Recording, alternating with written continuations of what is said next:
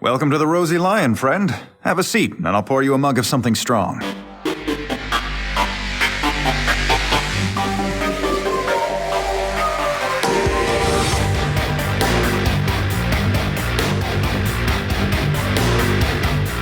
Hello, everybody, and welcome to Core. This is Core, where we talk about video games and present each other ideas and thoughts and feelings that we can all sort of coagulate and put our hands in and mess around with and rub on our faces if we want.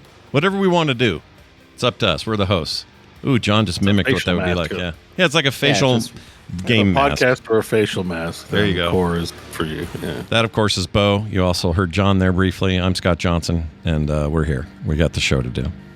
Hey, real quick here. I don't know if you guys heard about this, but we are the only podcast that is 100% owned by its hosts before that was popular again. So congratulations to us for holding the line. Retroactive congratulations for how we started everything. That's right. And never really changed I like how we can sit in our ivory tower and be like, we never sold our show. We never took money from a company that wasn't offered in the first place. That's right.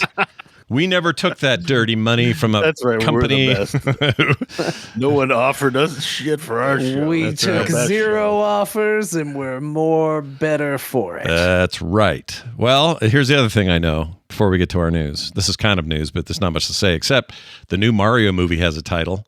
And I like this idea because I want them to keep going. They're going to call it Super Mario World.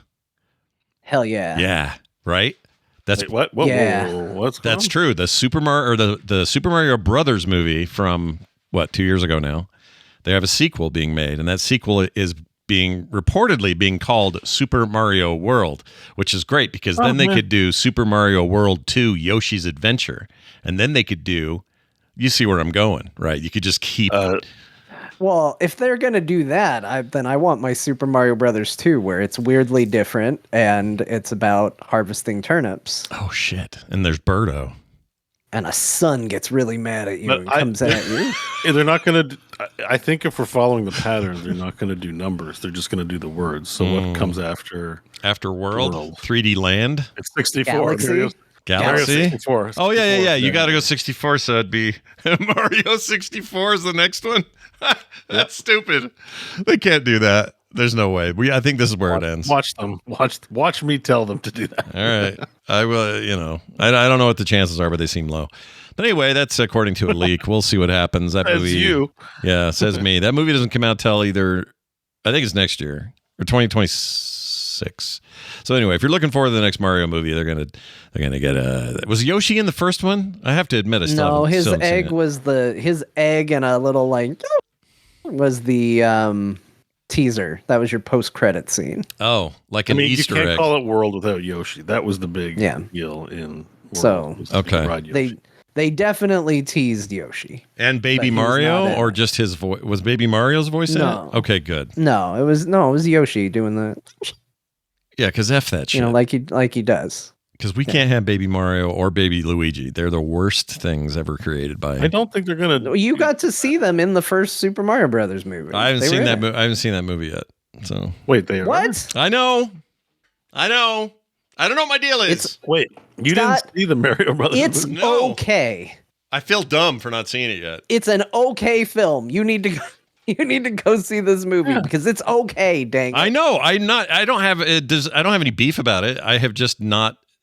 There's just the opportunity. Like colors. It's very colorful. Yeah, colorful and fun, and I love Mario. There's no reason for me to have not seen it. It's one of those things I just haven't gone around to. You know what it's like? No one ever believes me, but I've never seen Goonies yet.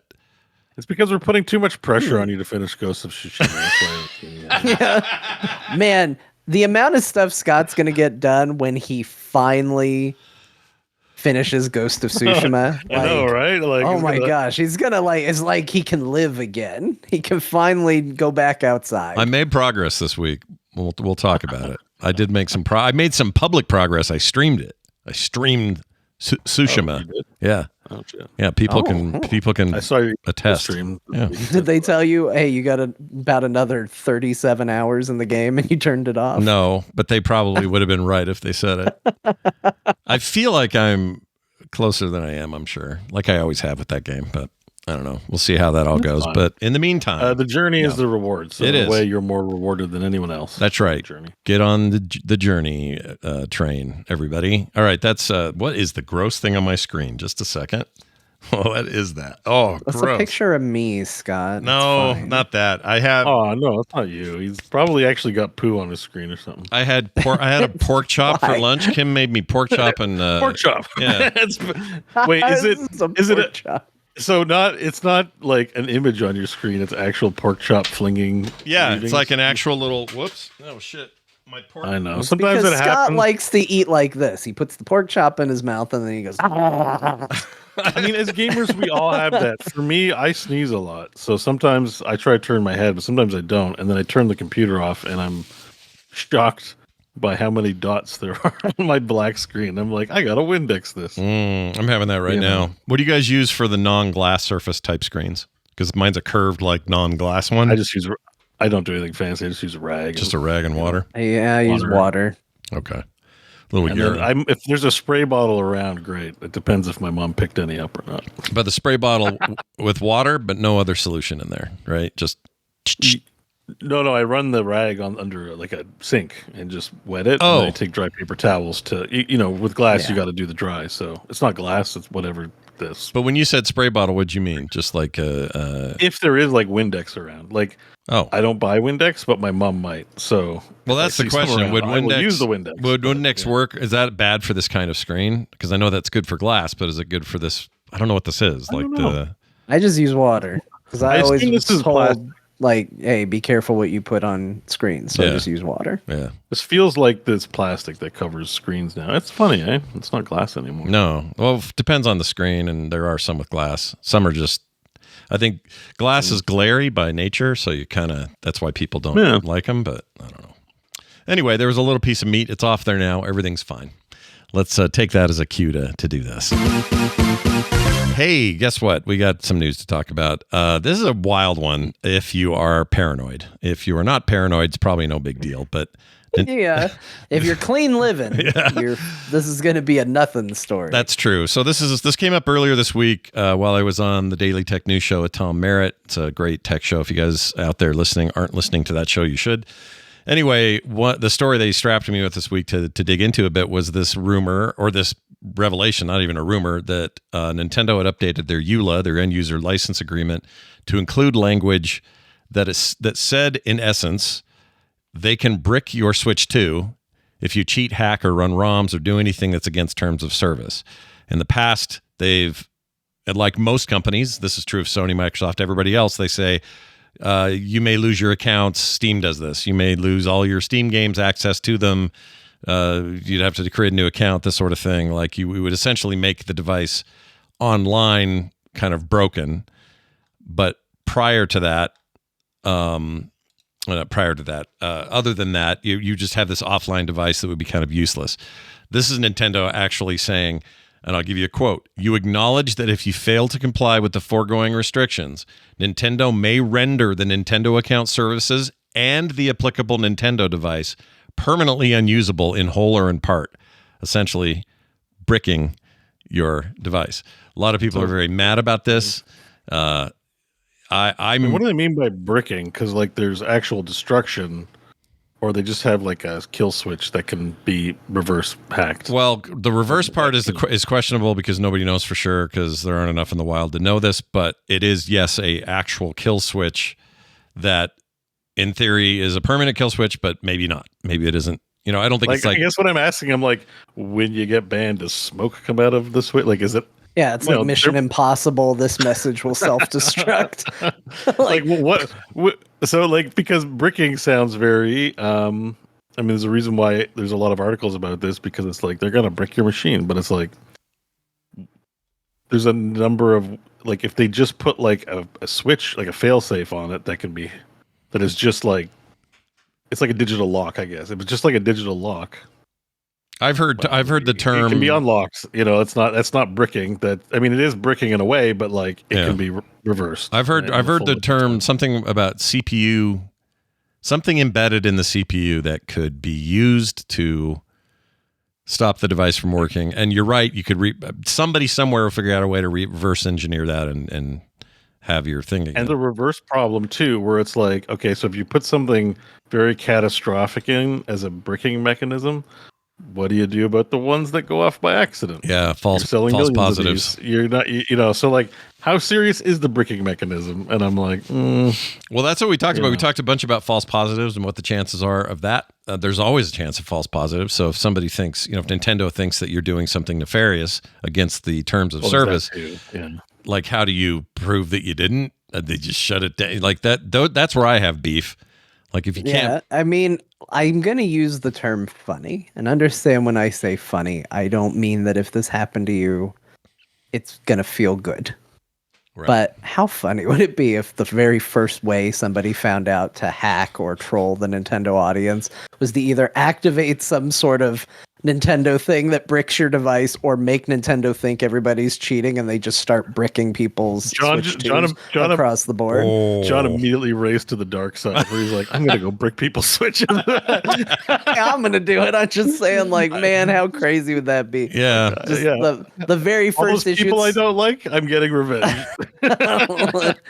You get a brick, and you get a brick, and you get a brick, all across the board. You basically described one of the aspects of this, which is, won't this give nefarious actors a way to do something like that, to try to mess with this system, because their way of getting back at Nintendo isn't by copying games or making ROMs or whatever. Their way would be like having a serious PR nightmare by Nintendo, just hurting Nintendo's reputation. Exactly. Yeah. So I think there's something actually to that. I would be worried about that if I was Nintendo. It seems so stupid. And again, this is the hubris of Nintendo.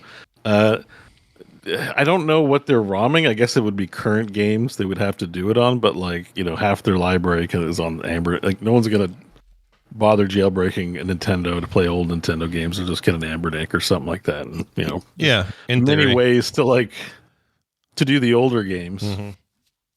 Yeah, it's the newer stuff, because the Switch. The Switch was a problem. They had a lot of people, and they shut down a couple of big, major emulators as a result. Here's what the EULA actually says.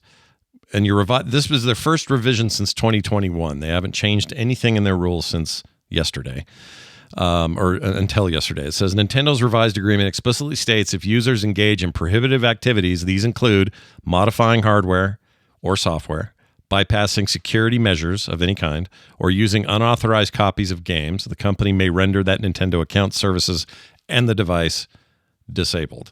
That's all we know. We don't actually know if this boilerplate content could be just like hardcore for hardcore's sake, and they actually don't ever intend to brick anybody's anything. But they don't have any plan. Yeah. One thing's for sure is people will be testing this. It's an open invitation. It really is. They send the Hammer Bros to your house. Let me see you Switch 2. Why do they have that accent? Why put it on the ground? Are they in that movie and they have that accent and I just haven't heard it? No. Okay. No. Oh, you just gave it to them? That's amazing. That's what a Hammer Brother sounds to me. That's perfect. Are they in tracksuits and put people in trunks? Yeah, that's sure. Amazing. Put it on the ground. That's really good. There are also regional differences. The documentation on the European side does not say this about the hardware, because they have way stricter pro-consumer laws that will not let Nintendo even suggest doing that. Yeah. We don't have that here. I don't think Canada does either. All of North America got this change. Oh, yeah. I mean, we really need to examine the law about what the difference between owning a piece of hardware is and a rental, right? So if you're renting something from Nintendo, then that's theirs, and they can do what they want. I think any company having a kill switch, forget the software for a second. Piracy is a problem, all right? We do understand that, sales, it does happen, all right? And it's enough to warrant some measure, perhaps, but we're leaving that debate aside. This is hardware, right? Yeah.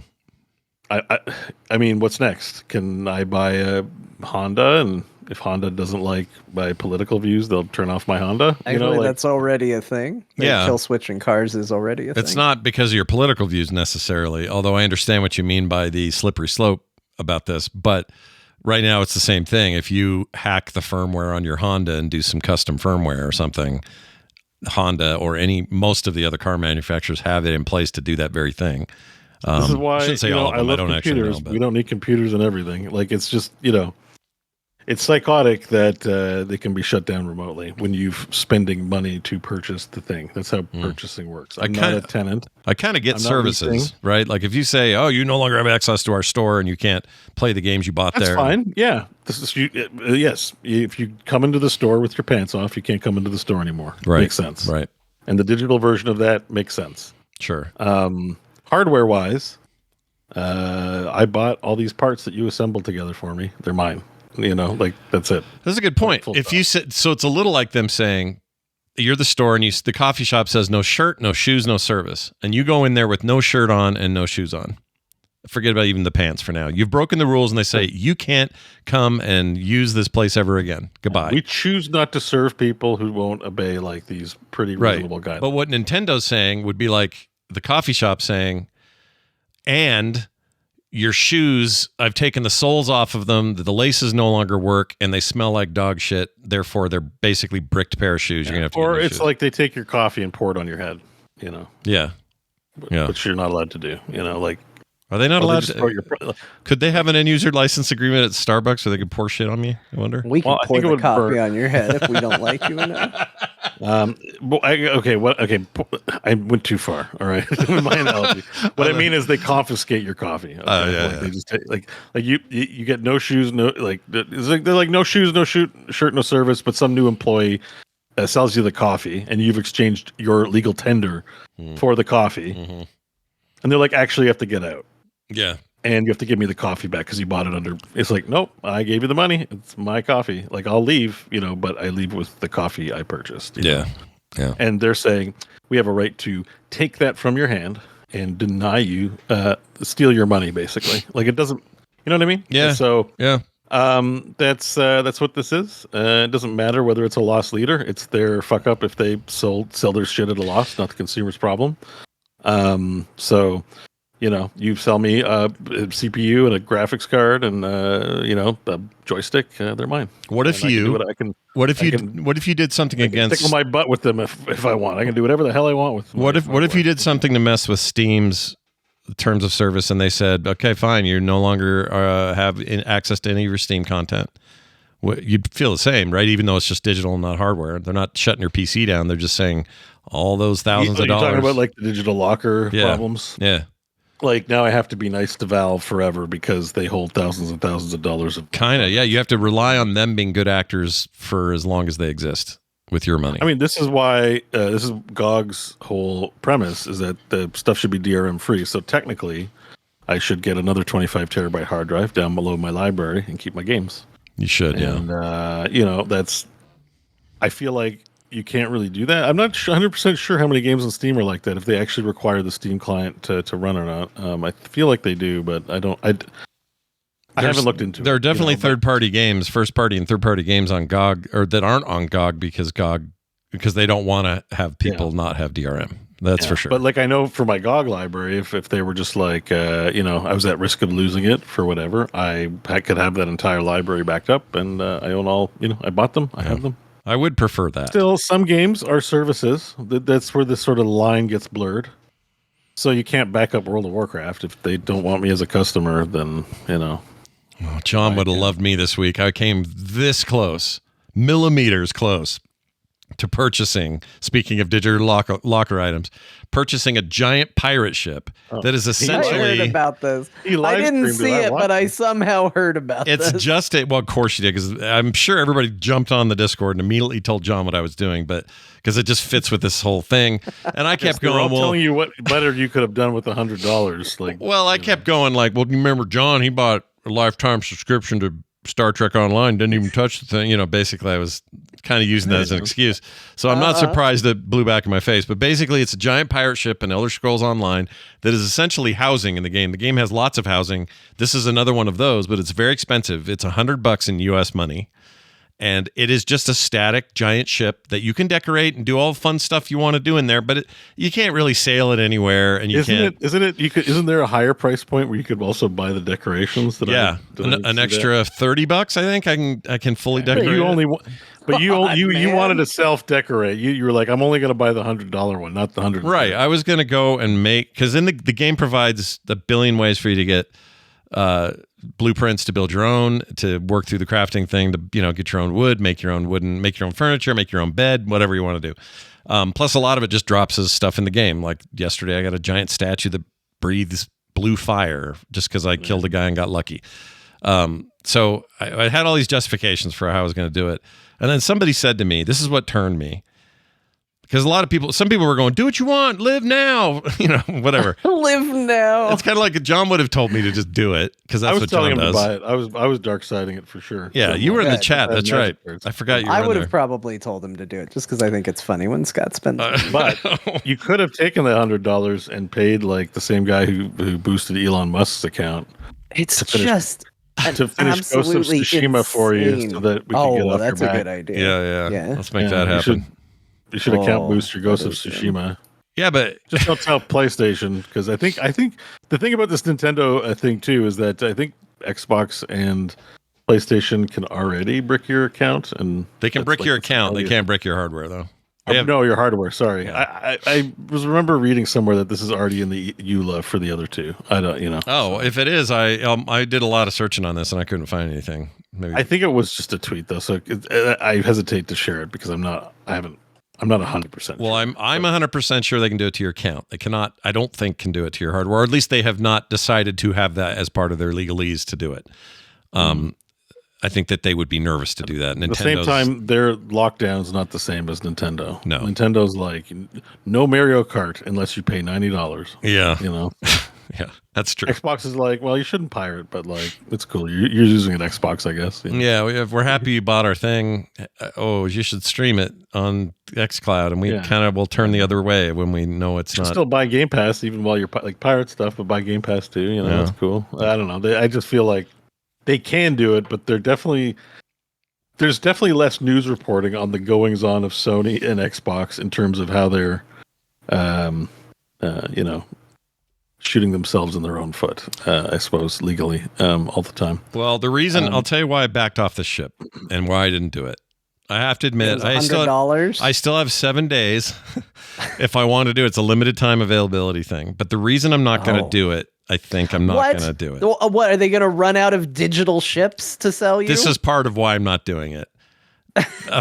Scarcity in games when it comes to their digital item, which is not new. It's not just them. Everybody's got this. WoW does it. Everybody's got extra shit in McDonald's does it, or else you got to McRib the year round. Yeah, exactly. There's ways to do this physically and digitally. That's a physical thing. Yeah, That's but actually an example. You think they run out of pigs? It's not. Yeah, they don't run out of shit. They artificially every year go, better get it while you can, because we're not going to do it all year. I admit there's a distinction. At least I can believe that they ran out of pigs. That's okay. They ran out of pigs, I guess.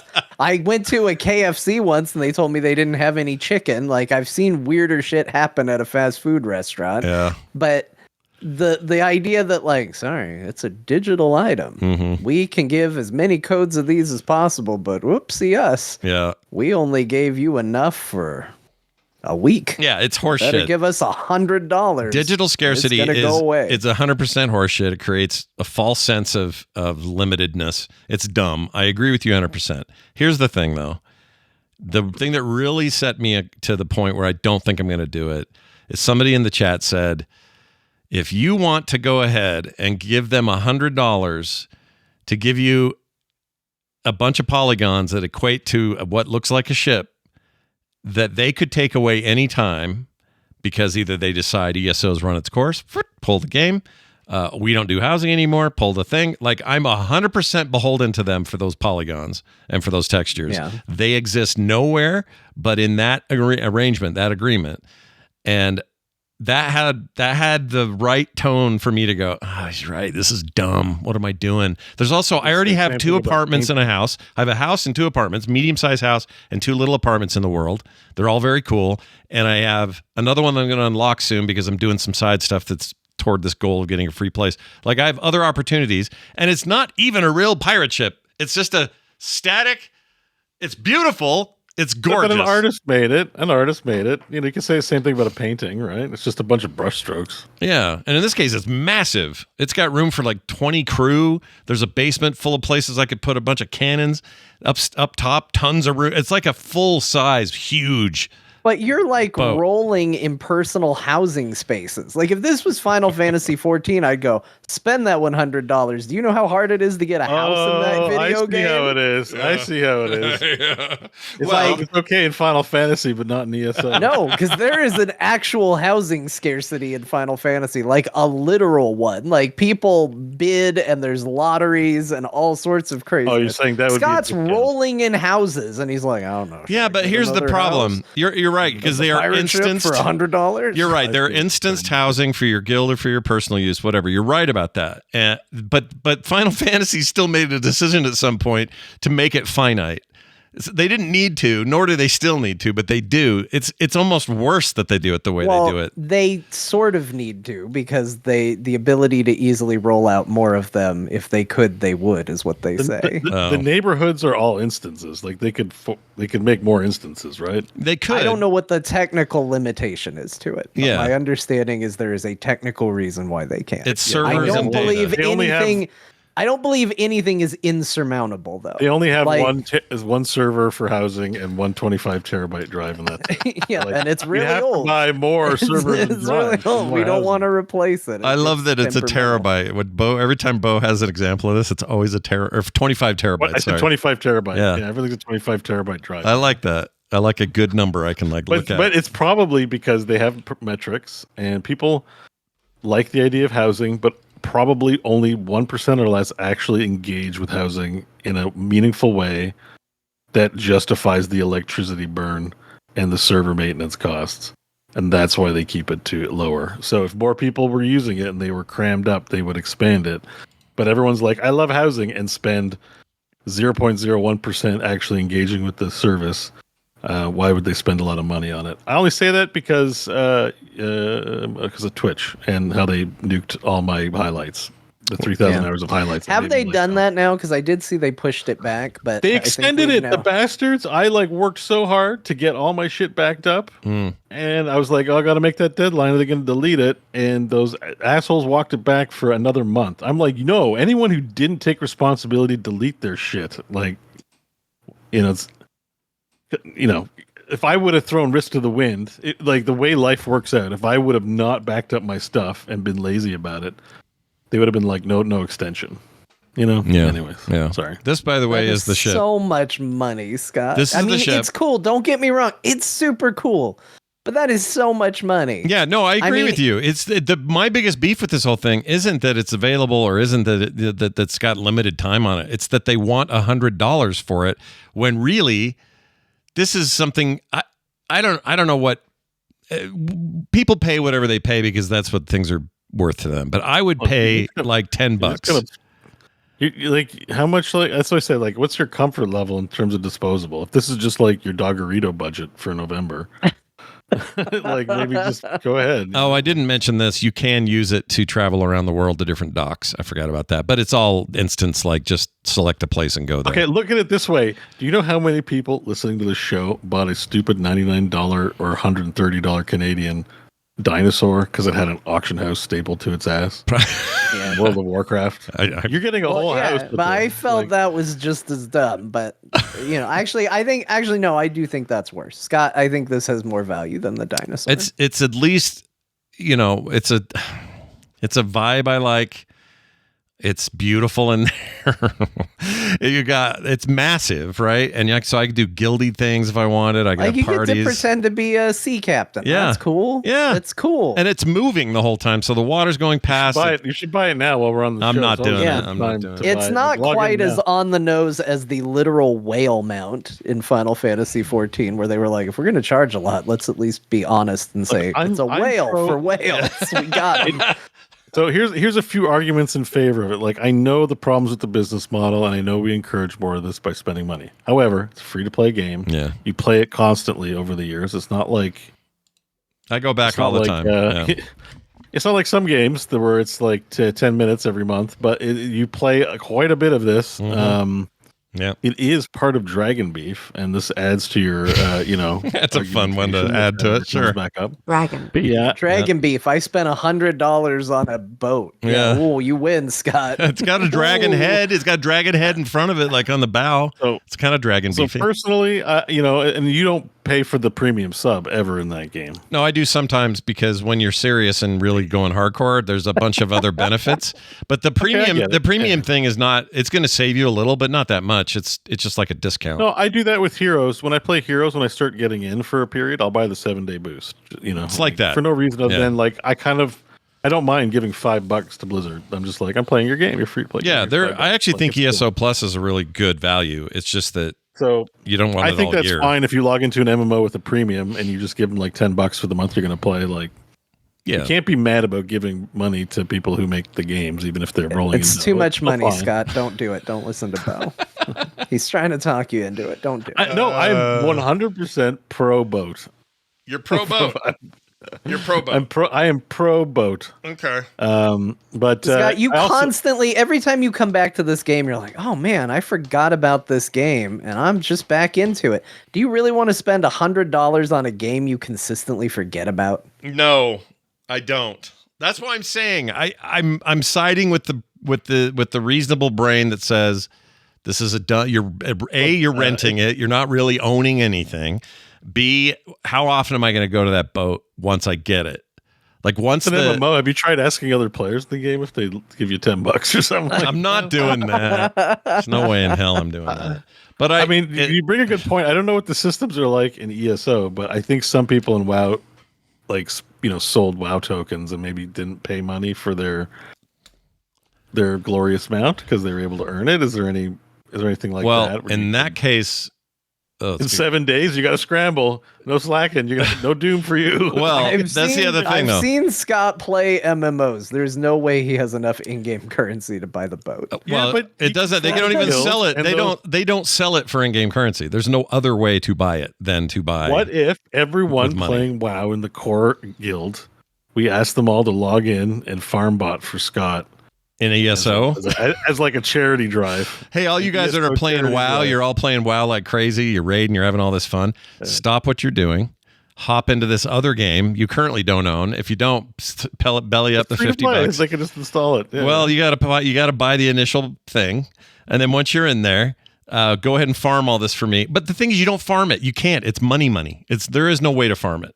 It's money. It's just dollars. There's no WoW tokens to sell or anything. No, there's in-game currency, but you buy it. You have to buy that currency. There's no other way around it. During the show, which will be fine because our show's about 7.5 hours, draw a really cool picture of a boat. And sell it for $25 for $25 and sell 4 of them. Okay, Sean, he wants it. We were doing the news and it turned into the boat show because he can't stop thinking about it. I've thought about this boat a lot. And look, I just found out just now that it's a thing that does come and go. It was here in 2013. Look, Omega 9 has already given you $10. It's now a $90 Although, item. My friend, it says $10 Canadian here, which is like 2 cents American. You're gonna have to. Okay, it's now $99.50. I'm on my way. Here's what you do: you do a little cartoon boat, awkwardly sitting on top of an anchor. You call it Boatsy. What, do I have 2 hands holding the back end of it open or anything? Yep. Okay. Put right on the poop deck. Wonderful. And you sell it for the memes. Yeah. And you buy your boat with your Boatsy money. Man. Just as a participant in the conversation, I feel like we have to buy it. You've talked about it so much now that I'm way too invested in you owning the boat. We'll see what happens. I don't know. All I know is it has a captain's quarters. It has places to put your mounts if you want to have them like stored in the belly of the boat. Like there's all this cool shit in there if you want to do it. But it's also just mostly window dressing. It's not really Like all housing. Yeah, it's housing. It's housing. It's MMO housing. That's what MMO There's no housing is for. gameplay with MMO housing, like except for it's a place to call your own. And crafting. There's a whole crafting aspect close. and collection aspect. So there is some gameplay. Yeah, like that there's way, gameplay, but I mean, like it's not Stardew Valley, you know, like it's No. I don't know, or Valheim. Like, No. see, if you play Valheim, you don't buy the house, you got to build your own damn houses, and you know, and that's okay if you don't want to do that. But I'm just saying, I find the MMO aspect, it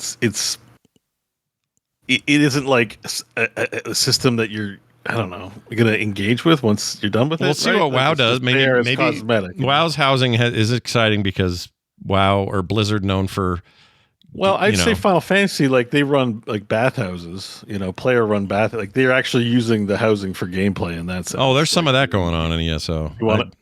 Oh yeah, is there red light district boat? Oh yeah. There's lots of people see The this love is boat. this is why people like the You instance could housing. do a brothel on the water, and it would be an international water, so Tamriel law couldn't come after you. That's right. It's not against. It's not against maritime TOS. law. We Have did you it. seen In, Arrested Development? You know, we You want did it. In, the the Bethesda-looking guard running up, going, "Stop, citizen! You're sex trafficking in this boat. Please pay whatever." Yeah, no, have you- international have you- waters, and he's like, I don't know if you've seen this. and then he just flies off the side of the boat. yeah. That would be. I mean- that would be the right way for it to happen in an Elder Scrolls game. Is have him just go, "Thank you, citizen." Blah! Just die in the water. Yeah, I don't know, man. I don't know what I'm gonna do. Yeah. Sex boat. We got to get Scott the sex boat. Sex boat. I know this guy. There was talk of somebody with a huge castle they bought up in I can't remember where it was, up in the Orc area. It's big, huge, palatial, awesome castle that you can buy. It's still in the store. But anyway, then this guy set this up literally for that. He just has big orgy RP parties up there. Wait, this is a player house, a tower, A player house, like a castle, Tower? full-size castle, yeah. They're like ESO Hugh Hefner, Dungeons. living up in the mansion. Yep, totally, absolutely. It is exactly that. I mean, it's a lot of RP, and you got to use your Do you think imagination. developers do the bathhouses like when they they play their own game, right? Do you think there's like a cabal of weirdos at I'd like to Bethesda hope or not. Square Enix. I'd like that are like I'd like to hope not, but I don't they're know. like Gondawara from Yakuza. They like to wear diapers and behave like babies. your ability to recall that guy's name at such a whim. It was traumatic. It's a traumatic thing. That's a positive trauma, but it's just like, oh my god, these guys just genuinely, wholesomely like to dress in diapers and be babied by their mama. Yeah, they're into it. But Now- they're also criminals and will kill you. Well, Nintendo wants to brick your system is the point. Check out this cool. The art I made. Nintendo brick too. Yeah, Awesome. This is our post art this today.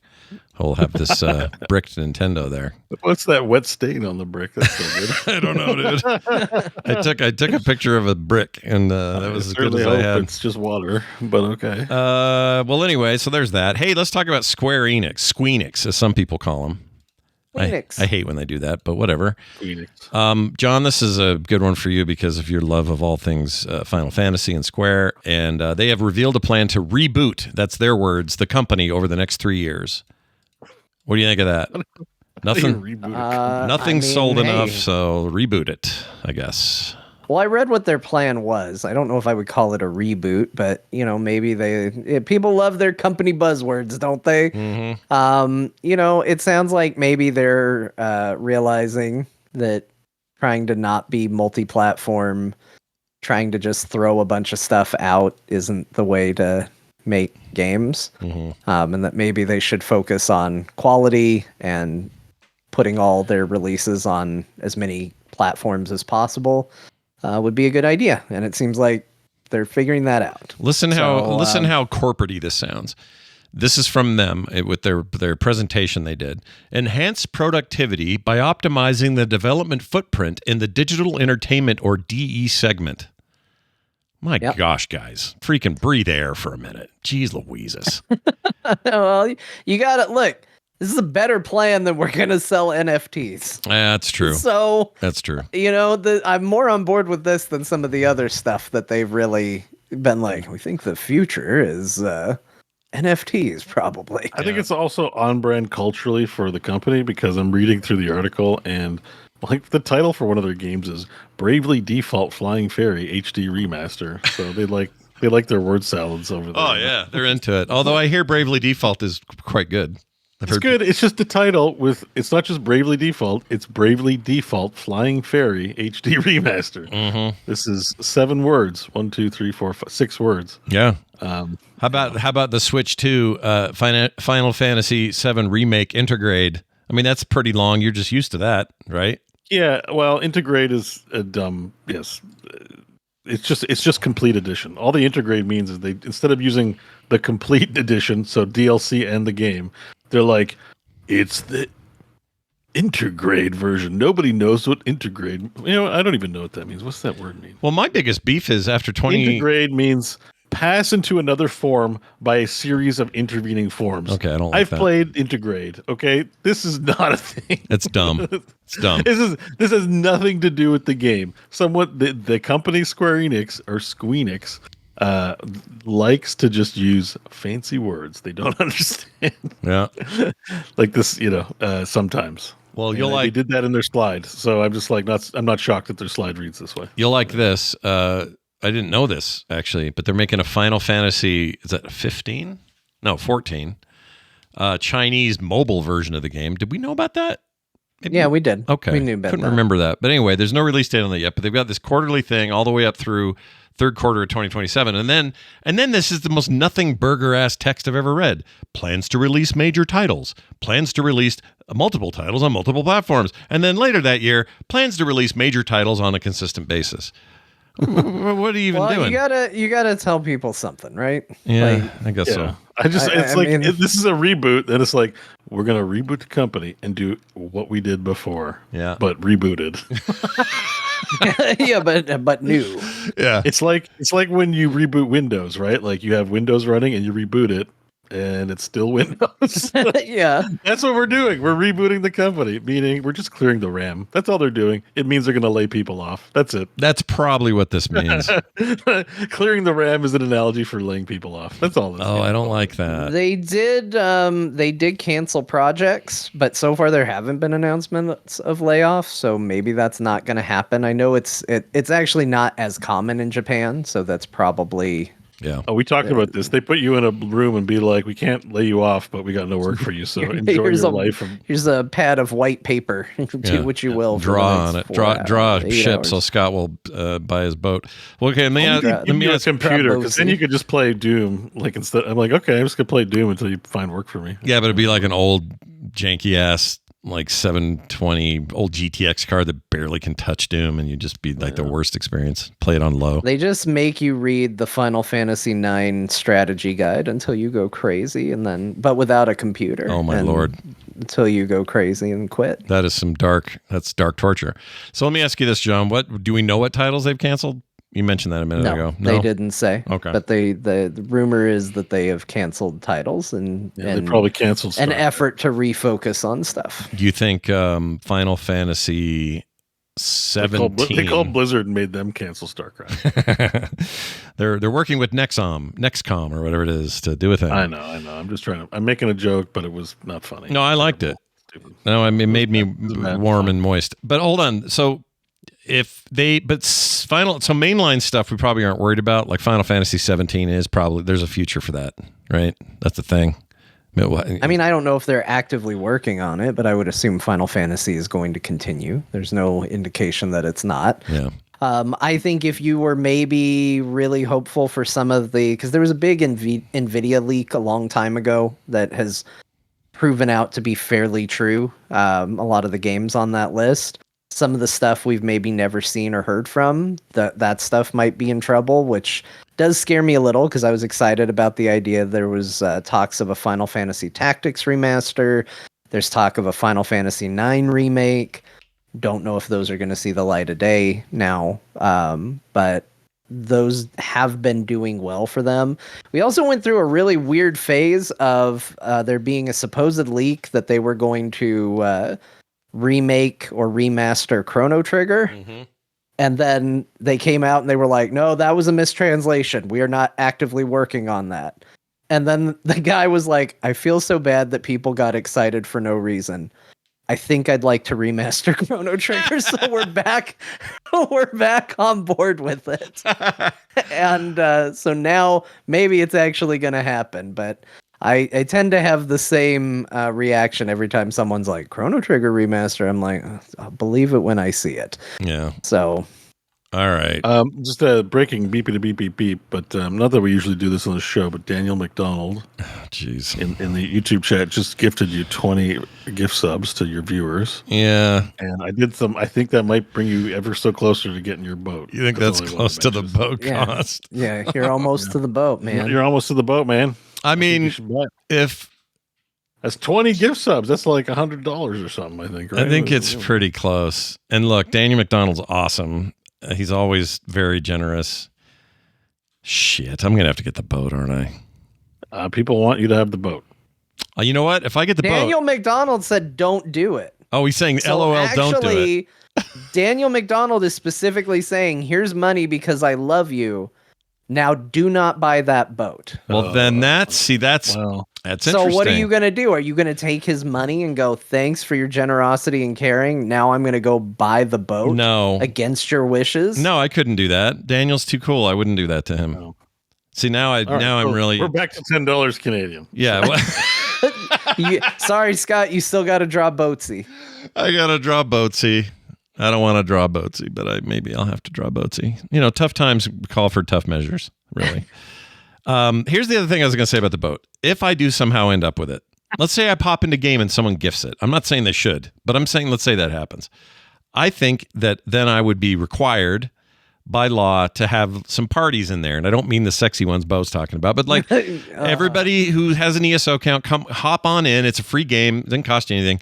Bring a character. Level 1 doesn't matter. All the way down to my boat. We're going to party. We're going to, have hangouts in there. I would go to your ESO boat party. Yeah, you would. I 100% would. Yep. I'd go to your boat party. You'd get there late because you'd be taking so long making your character and getting his face right. Yeah, the party. John just showed up. Yep. Why? Because he just finished his character.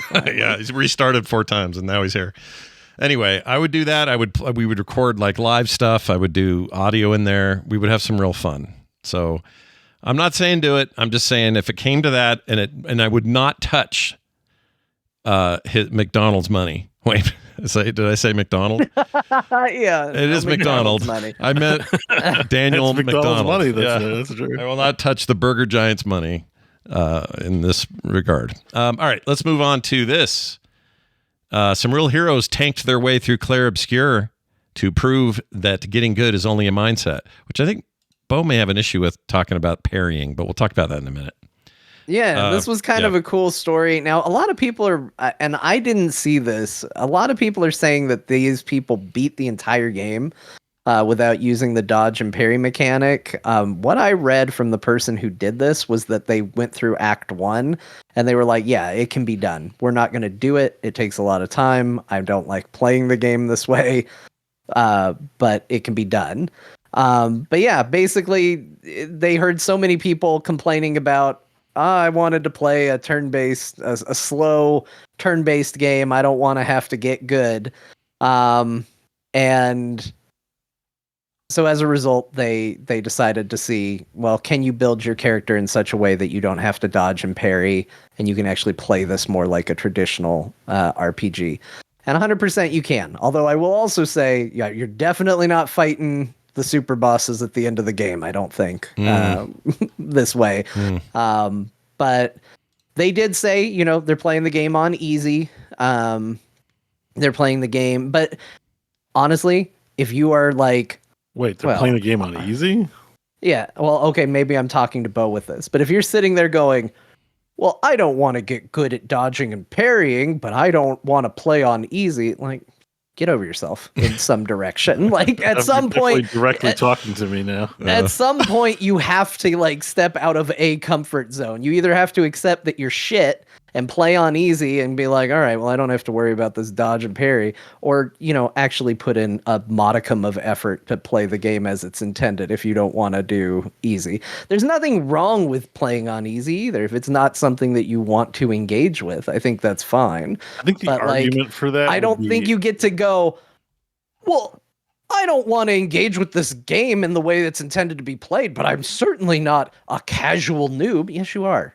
Like, yes, you are by definition. As soon as you say I think that, the reasonable way to articulate that though would be, I want a challenge, but I don't want this kind of challenge. then go, then play a different game. Like that's what the game is. Like, right, and that's what I did. That's a fair point. We'll talk more when we talk about what we played this week, but I'm very curious about why that was a sticker for you, Bo. More on that coming up.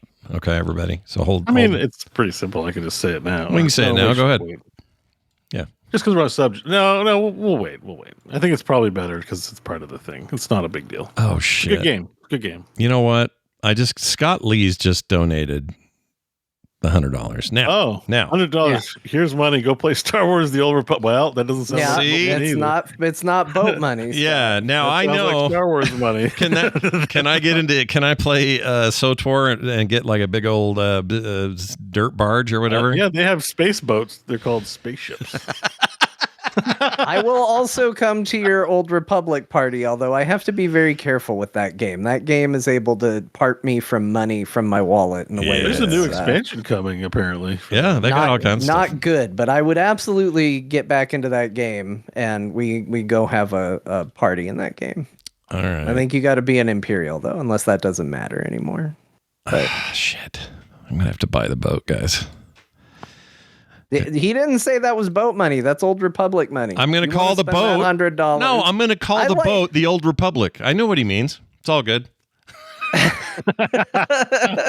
Flawless logic. I'm going to call that boat and say, "Hey, come visit me on the Old Republic. It's my new ship that I float here in ESO, and we're going to have a party on the Old Republic." Back 300 years before the events of Skyrim, we were on the Old Republic, sailing the sea, the open sea. That's how that'll go. Oh, they're updating I like all this the graphics? idea of people now donating conditional money to shows. It's a real slippery slope to a dangerous territory, but I really like the idea of like, here's money, here's what you can and can't use it for. Right. Well, we'll see what happens. More on that later. Was Steam hacked? No, it wasn't. There was a big rumor, or there was a whole thing floating around. Steam had to finally come out and say, Valve had to come out and say, guys, calm down. None of this happened. There was talk of large scale data breach at Steam. That did not happen. There were some leaked texts that are very old that have to do with some whole other thing.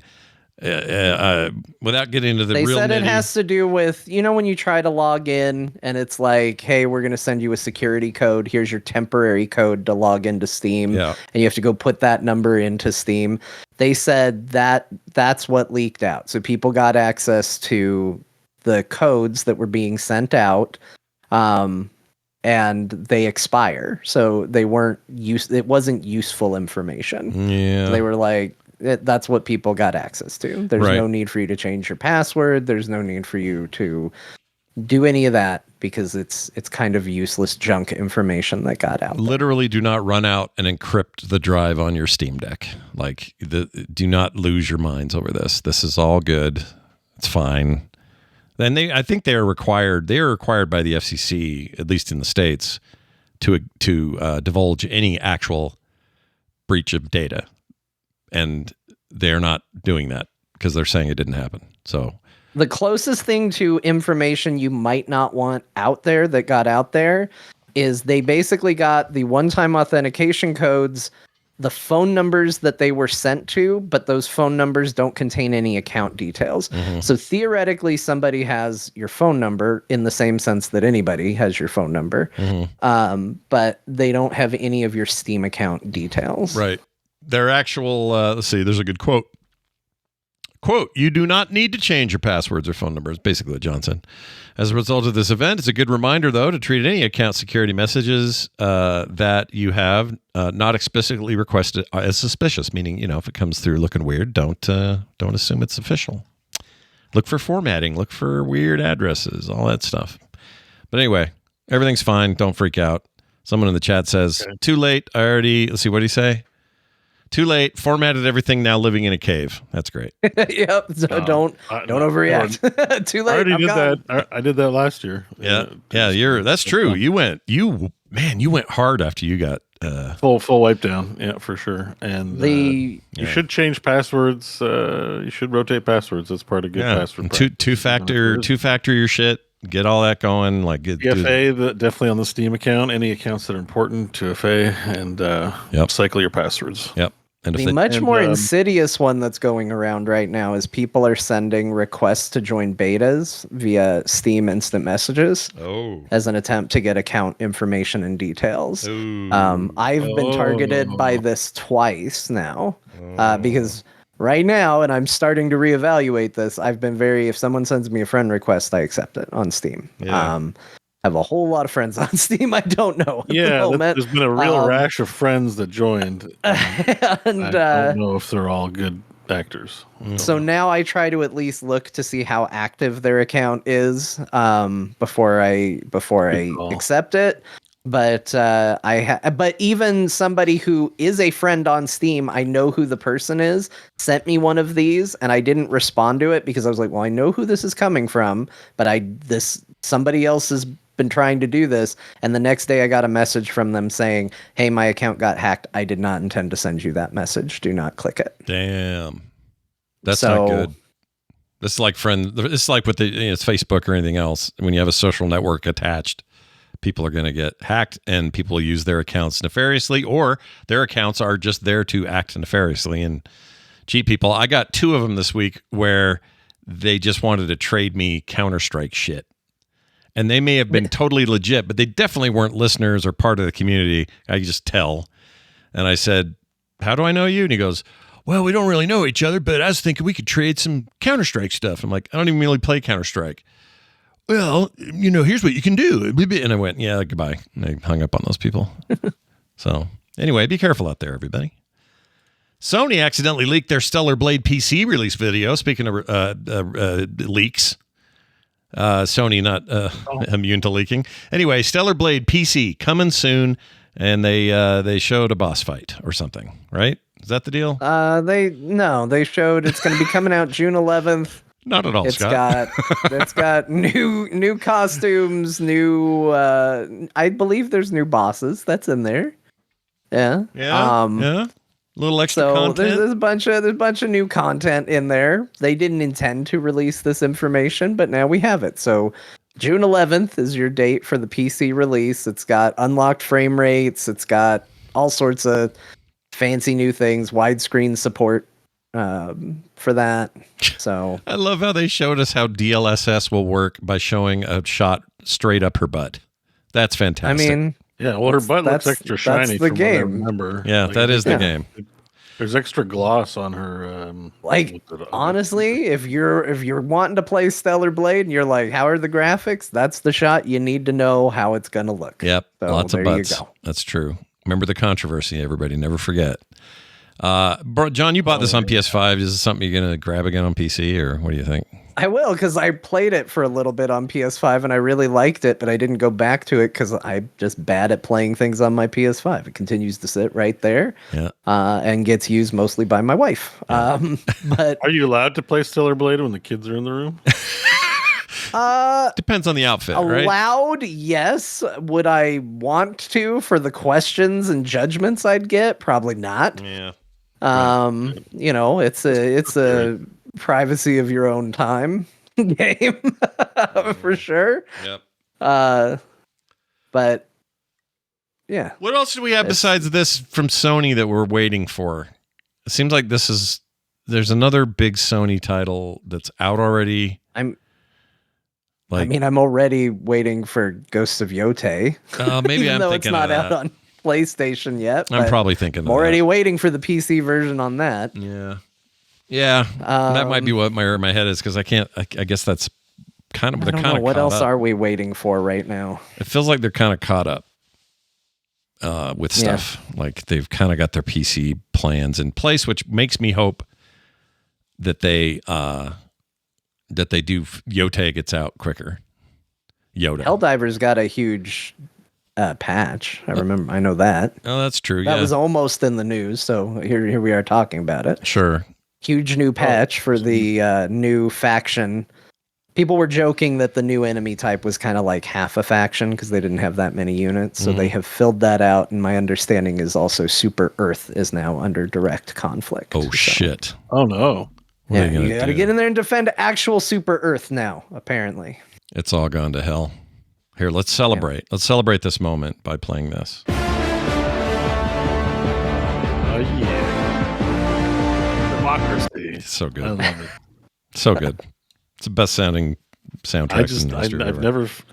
I never feel like voting more once I'm hearing that music. I have never wanted to participate in a local election harder than when I hear that music. They want voter turnout to I think go they should play that music outside of every polling station. Exactly. I think they should license that music or let like democratic governments use that music to like, use in marketing for, bring out the vote and stuff like that. You know what I mean? Sure. Go vote. Yeah. Bring out the vote.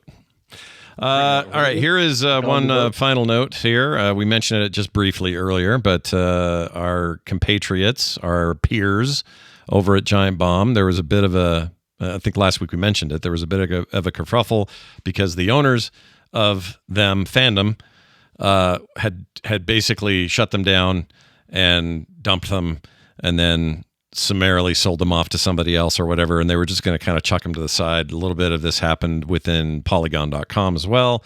It's a big mess, big ugly thing. Everybody was all mad about it. Well, the good news is apparently the current hosts and maybe a couple others behind the scenes, but the folks who run Giant Bomb currently, which is a very different crew that started it, but those people that are there currently now independently own Giant Bomb. So that's kind of cool. Yeah, I say grats. That's fantastic. I don't know what it puts them out. I don't know if it's not the same as buying $100 boat in the ESO, I'm sure, right? It's probably cost a few more dollars than that, but they got Fandom involved. This is a Fandom deal. Fandom's the one that hosed it in the first place. Yeah, they bought it from Fandom. Yeah, Fandom originally they sold themselves to Gersman, and those guys sold their shares to CBS or ABC. One of those. I think it was CBS. CBS Interactive, right? Who owned GameSpot. That's right. As well. That's right. So they had those for a while. That got then sold off to Fandom, and then Fandom was just shutting it down, I think. Right? But then these guys said, "Wait a minute, we'll buy." I don't know if they shut it down, but they made it clear that like the show was apparently being very heavily, and this is a lot of speculation based on things that were said, but apparently the show was being very strongly metered in terms of what content they could talk about and how they could talk about it. Mm-hmm. And it was very clear that like, okay, this is going the direction of being shuttered, and they ended up just buying it themselves. Yeah. So good for them. Self-owned, independent. I think that works to their credit. Yep. Giant Bomb built itself on being independent, and that's when it was arguably at its best. So good on them. They also did it at a time where creating independence for a site like that was very hard to do. We didn't have Patreons and GoFundMe's and a million other ways of like having fans back your plans when they started back as I think 07, 08. Oh. So they having to sell themselves to survive made sense at the time. I think if they were to do it all over again, if those options were available, they never would have not stayed. They would have always stayed independent, like all of us want to do. So, although I don't know how independent they were, I do believe they used to be owned by, I think it might have been called Whiskey Media, but it was definitely more independent, right? Like it wasn't owned by a giant corporation. Yeah, Whiskey Media was like smaller investors. They ran a number of sites. The original Tested crew came out of there. I forget all who. But anyway, then that got... It's just when you're dealing... Tested, there was a comic book site. I think it was Comic Vine, something like that. Yeah. There was a bunch of them. When you're using money, somebody else's money, it's often short-lived independence, right? Like you have to find a way to make it work, and I think this is the best possible outcome for them. So good on them.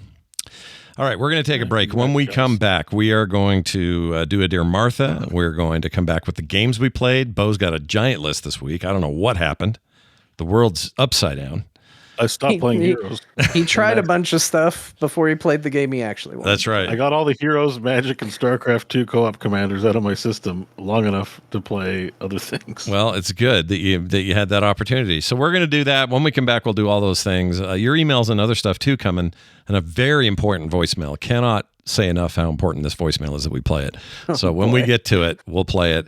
That'll be right after this, so stay tuned. And we're back, everybody. Welcome back to the program. Let's get straight into the Dear Martha today. John, you prepared something here. Do you want to explain what you got going? Yeah. Hey, everybody. John here. And we're... Oh, hi. Well, yeah. Hi. Hello. Hi. So we're back to doing a game show today. We're going back to Find the Flaw. I wasn't too busy playing Clair Obscur to come up with a little game show for y'all today. Sweet. So that's what we're going to do. Nice. If this is your first time hearing about this, here's what it is. I'm basically stealing the premise of Actually. I'm going to read a Dear Martha letter. It's going to be about a video game. Somewhere in there is a factual error, and it is up to Bo and Scott to identify what that error is. And the first one to correctly correct me will be the winner of today's little game. Okay. I like this. Sound good? I like this a lot. This is super fun to do this flaw thing. All right, here we go then. I'll hit your thing. My dearest Martha, The Legend of Zelda for the NES is a classic. When I was young, I was never able to beat this game. And Martha, let's be honest. As an adult, I still haven't beaten this game. It's NES era difficult and has lots of hidden bits for you to discover on your journey. The game does try to provide some help in the form of an old man who not only provides you your first sword, but also dispenses knowledge in the form of some notorious tips. Most people know, "It's dangerous to go alone, take this," or "It's a secret to everybody." But there were many other silly and semi-helpful old man quotes to be had. Here are a few of my favorites. Show this to the old woman. Let's play money-making game. Pay me for the door repair charge. Dodongo dislikes smoke. I bet you'd like to have more bombs. Some of these have become so iconic that they even got reused in later Zelda games and have appeared in pop culture. It's amazing what a little 8-bit gibberish can do. Yours in this life and the next, Dig Dogger 83. Okay. I have an idea already. I will paste the letter here for All right. you all to review. Paste. There it is. Computer's greatest I like innovation, paste. cut and paste. My favorite. All right. I feel very strongly of there are two possibilities here, Bo. I'll just tell you where my head's at. First, I question whether there was an old man that gave you a sword, but I think that is actually correct. The part I don't know if is right is the Dodongo needs smoke or dislikes smoke. I think that's Link to the not Link to the Past. Link. Oh, what's the Game Boy game?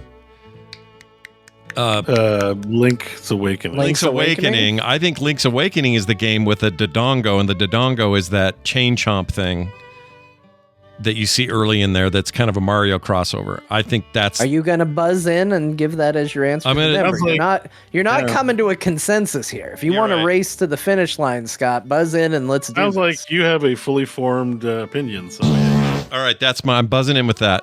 What do you say, host? No, Dodongo is the name of a creature in Zelda, and that is Yeah. an actual line from the See, original if The John Legend would've- of Zelda. if John would have given you time to respond before you buzzed in, I would have said Dodongo's too stupid for it to be the thing that's wrong here. You know what I mean? Yeah. I'm like, Dodongo is like, it's so obviously demanding my attention as the thing wrong that it can't be it. All right. Metagame style. Fair, you know? fair point. What do you think? What do you got to buzz in with? I have no idea. I don't think I finished Zelda either. So that part's pretty accurate, having played it, but not finished it. I'm like, I have no memory of finishing it. OG I finished, Zelda. I finished the second one, the one that people dog on. There are many other... It's got to be one of the quotes, right? I mean, what? Everything else is just real boilerplate. Like, Yeah. NES it's Classic. A pretty standard letter. 8-bit. I mean, it gives you your first sword, right? I think that's true. Maybe. I think Maybe so. not. I'm don't. gonna tell you that this one is really difficult, you guys. Is it? Maybe there were no bombs in the first game. Oh, I already buzzed it. Can I buzz in again? No, there are bombs. Yeah, you can buzz in till the cows come home. All right, until you guys give up. I'm gonna buzz in. Barry. That's my buzz. I say there are no bombs in that first game. No, there are bombs. Shit. There's lots of bombs Damn it. in the first game. All right. Bo, what do you got? Let me guess one here, and let's say it's pay me for the door repair charge. Jill! That's not a That's his buzz in. No. Pay me for the door repair charge is an actual quote. In fact, it ties into bombs. He says it after you bomb into his room. Okay. Yeah. Okay. Oh, this to the old woman. Oh, wait. No, that's not it. Okay. I'm going to focus on the man for a second and the sword. Provides you your first sword, but also dispenses knowledge. Does he not? Does he provide you with your first sword? I'm buzzing in. He doesn't provide you with the first sword. He does. Shit. No. Barry. Whoops. I didn't finish it. Oh, wait, I mean, that's literally the first thing you do in the game. You I go know. see the old man and he gives you a sword. That's the Okay. joke. That's my excuse. It's my bad excuse. Okay, I got one. Let me buzz in with Oh, Jesus. with William Shatner. I say Okay. there's no He gave Door- me my first sword. No. there's no money making game to play with the guy. No, there is definitely a money-making game, and he does say, let's play money-making game. Shit. And it is not a money-making game. I'll tell you, he has an error you are very likely to lose. Okay. But Damn it. Okay, let me pop in. The yeah, pop. pop in. The pop. Pop in, pop off. Let's go. It's never appeared in pop culture. No, it definitely has. Okay, Shit. I don't know. I'm out of ideas. I got nothing. All right. You guys are throwing in the towel. I will tell you, I actually didn't think chat was going to get this, but a chatter did get it and people agreed with them. The error in this one is the famous "It's a secret to everybody" is a quote from Legend of Zelda, but it is not said by an old man. It is actually said by a moblin. Oh, so the old guy didn't. Damn it. That's a hard one. I told you it was hard. I have found that the best way to do this is to put what I think, like take what my preconceived notion is for the concept, find out what's wrong about my preconceived notion, and just go, oh, I was an idiot. I thought the old man said that too. And when I looked up a list of old man quotes, I was like, well, where's "It's a secret to everybody"? I remember him saying that. Well, it's in the game. He just isn't said by the old man. Well, here's It's like the many Bothans thing, where apparently I think that happens in Return to the Jedi, and not. Oh, is it? So these are all this kind of Mandela effect stuff, kind of, sort of. Yeah, everyone thinks it came from Star Wars. Well, I watched a short. That could be mistaken too, but it was saying the many, because you're like, Rogue One, where's the Bothans? And it's like, that's. Oh yeah, Return no, of the that's Jedi. Return of the Jedi. Yeah. Many Bothans But you always died. attribute it to Star Wars, like mistakenly. Everyone's like, yeah. There's an old comic book called Tag and Bink Are Dead, which is about two side characters during Return of the Jedi and various adventures. And you find out that it's not many Bothans. There was a guy named Manny Bothans, and he died. It's just one guy. he died bringing them the information. A guy named Manny. Yeah, it was a guy named Manny who died. That's amazing. All right. And so Mon Mothma says it as if everybody knows who Manny Bothans is. Yeah. Guys, this one Manny Bothans died to bring us this information. Everyone's like, who the fuck is Manny Bothans? Who is this guy? That's I amazing. think my favorite joke in that entire comic is there's the part in Return of the Jedi where Palpatine goes, "Guards, leave us," and they're standing on both sides of the elevator and they just walk to the other side of the elevator. And in the comic, it cuts to them and they go, what are we gonna do? He says, I thought there was another elevator door over here, and he goes, there isn't. Well, we can't go back around now. We'll look stupid. So they just sit down on the floor back there, and you can see the dialogue from Return of the Jedi happening on the other side of the elevator, and they're like, what's happening now? I don't know. He's saying something about Darth Vader being his dad. They're just sitting there chilling on the other side of the elevator. Oh. I've always loved thinking about that whenever I watch the movie now. Well, that's freaking great. I feel like an idiot. Also, I lost my mouse again. What the hell happened? Hold on. On the Star Wars note, I watched the rest of Andor, and it was quite good. Oh, did you enjoyed I your? still need to finish You it. enjoyed your Overall, pretty peak, and just a little sad there wasn't more K2SO. I need more K2SO.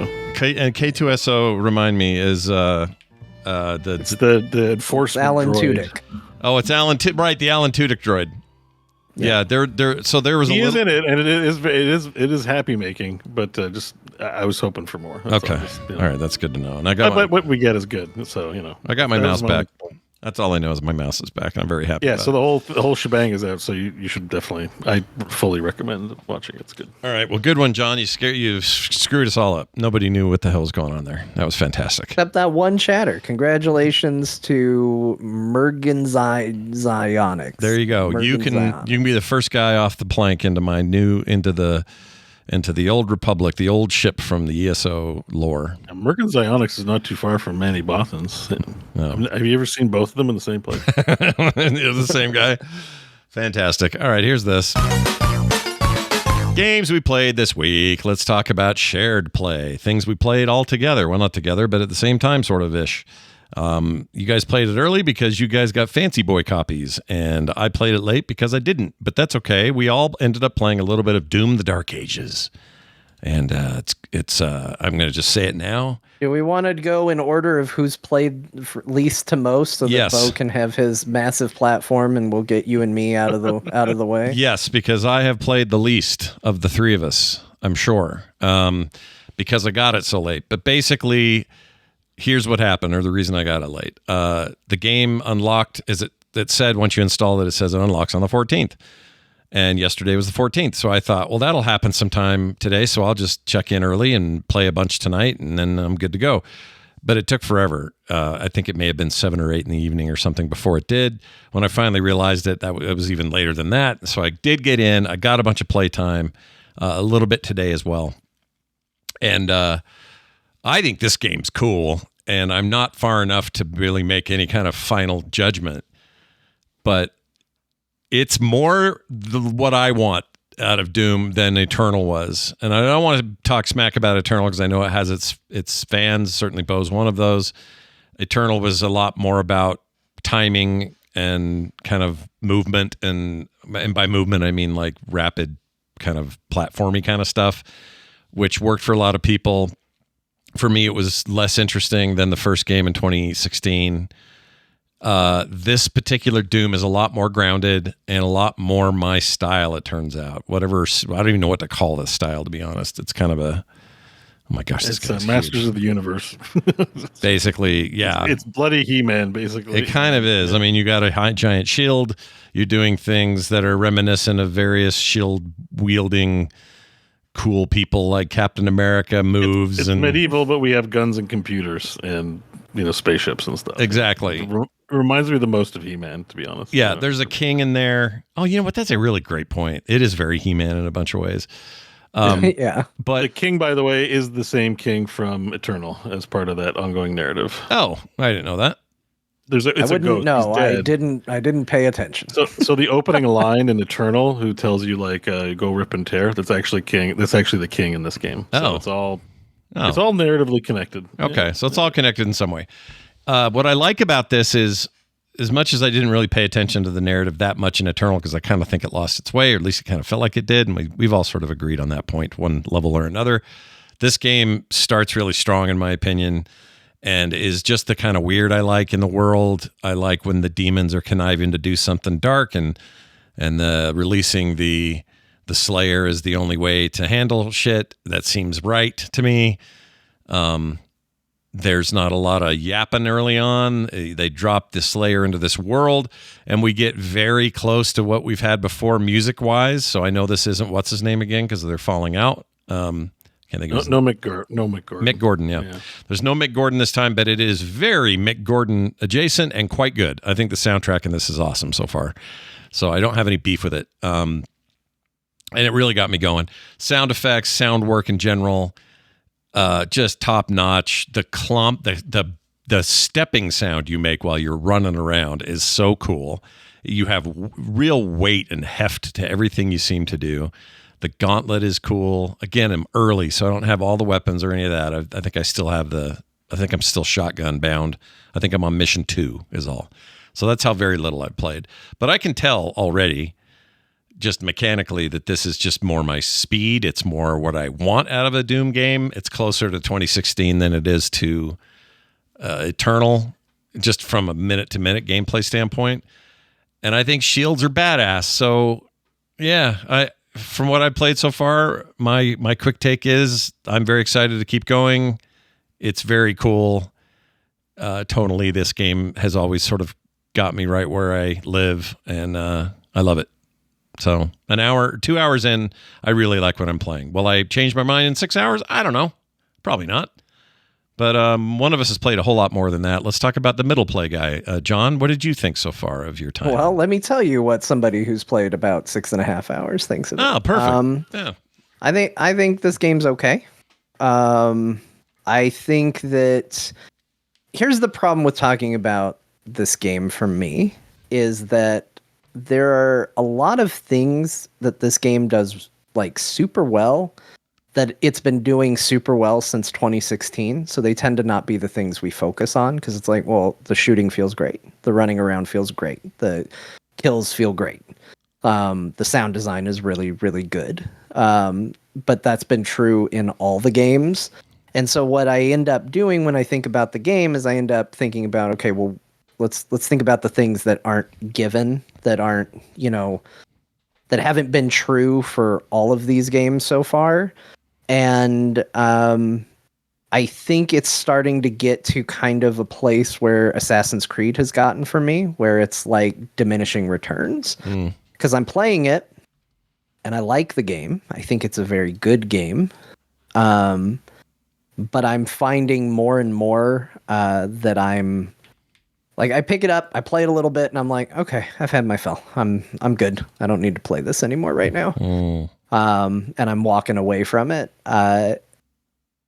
It's been weird transitioning to this from Expedition 33 because it has made this game extremely easy.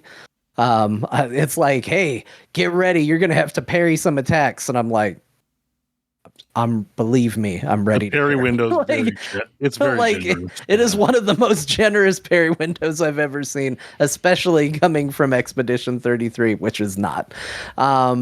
You can adjust that, but did you do any of that adjusting, or you just let it do it on default? I don't see any need to. Now I am playing, I don't remember what difficulty I'm on. It's not usually when I play games, just in a general behind the scenes for the show, I like to play on whatever they consider the recommended or default difficulty. Same. Because I know there's people that love to turn it way up, but I like when I talk about games on the show to feel like I'm bringing my perspective from the general sense. I was a little bit worried about the parry windows being a little too easy after what I had just been through. So I didn't play on the default difficulty. I just can't remember if I turned it up 1 level or 2 levels. But the game is still very easy. Doesn't mean I don't die. Doesn't mean that, I don't ever use the Slayer revive token things that you pick up. But it's just, it hasn't been much of a challenge, but that doesn't mean I'm not necessarily playing this for a challenge. In fact, one of the reasons that Doom Eternal didn't land for me is it took that, like, you're the thing that the demons fear, and it put a challenge level in front of me where I was like, well, I don't feel like I'm very scared of demons. I feel like I should be more afraid of demons than they should be of me. This feels a little more back on track in terms of, like, that power fantasy of, like, I'm just tearing through swaths of demons and I'm a badass. So I'm not necessarily looking for an insane difficulty, but at the same time, like, my personal experience, I'm playing on an increased difficulty, and it's not that hard. I don't think that's a detriment to the game. Quick note: you can it's go an in. Observation about the game, regardless of your difficulty level, you can then go in and change the parry window independently of that. Yeah, and even on high difficulties, that parry window slider is still. I was surprised. I was like, it's still this high up on this difficulty, like that. Shouldn't that be way lower? But whatever. I'm gonna just try it on what they recommend. Yeah. That was my goal. Sure. I respect that. I think I'm maybe with you. I think I'm enjoying the gameplay loop of this more than Eternal.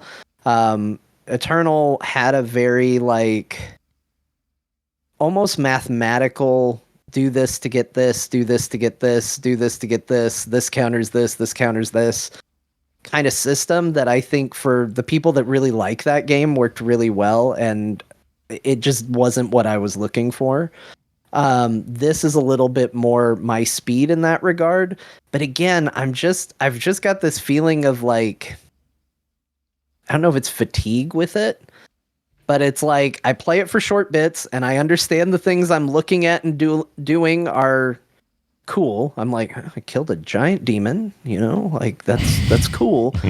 But I'm feeling a little hollow about it. I played the giant mech thing, and I'm like, oh, this should be really awesome. But I didn't really think playing as the mech felt very cool. And then I did the dragon thing, and I thought the controls for the dragon, I was like, what are they doing? This seems awful. And then they taught you how to use it, and I was like, I think this dragon thing is super bad and annoying. But then I really liked the first level where you fly the dragon, and I was like, well, maybe I don't dislike it, because I actually thought that level was cool in its structure of like landing places and then running through the base and then going someplace else.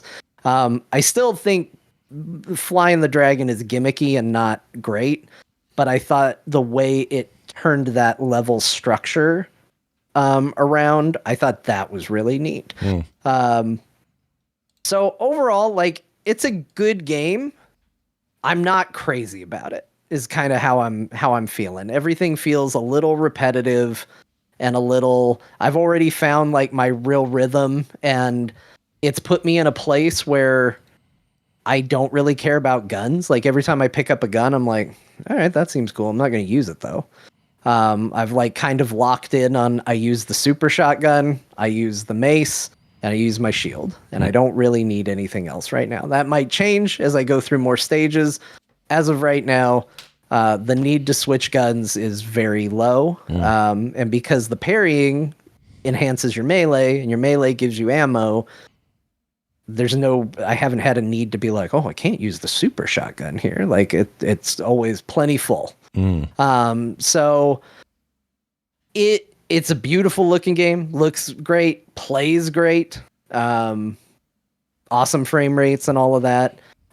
It's just not quite hitting the excitement level that I had for 2016. And honestly, it's not even hitting the excitement level I had for Eternal, but I do think I like this more than Eternal. But that hype meter can't help but drop a bit, because they're iterating on a thing that we kind of already know, right? Yeah, I think it is suffering, for me at least, a little bit of that, Assassin's Creed effect of like, well, it's iteration, not, and I feel bad even saying that, because one of the things that I do really respect about what they're doing with these Doom games, and that's why I kind of feel bad saying this, is that they don't just say, oh, Doom 2016 was great, let's just do Doom 2016 again.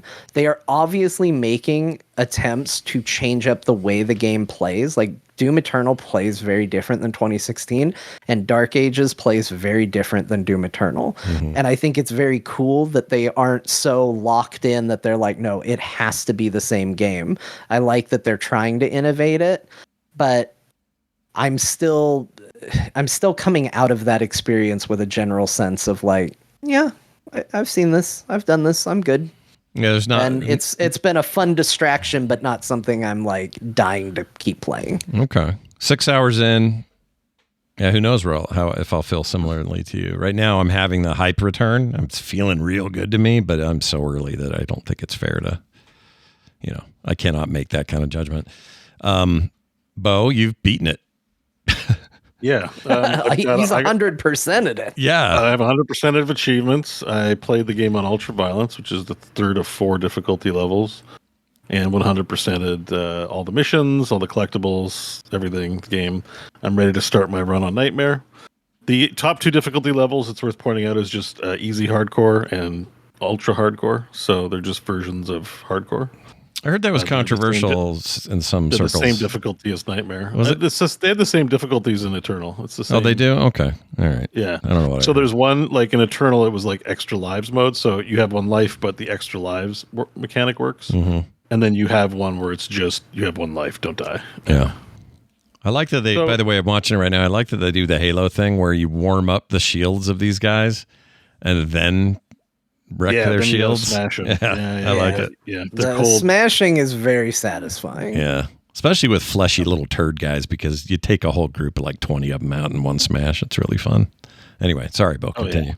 No, there's a lot of that in the game for sure. Yeah, so there's, I think the comments that have happened so far, like, sort of underpin this, is that there's like kind of 2 minds or 2 conversations to have.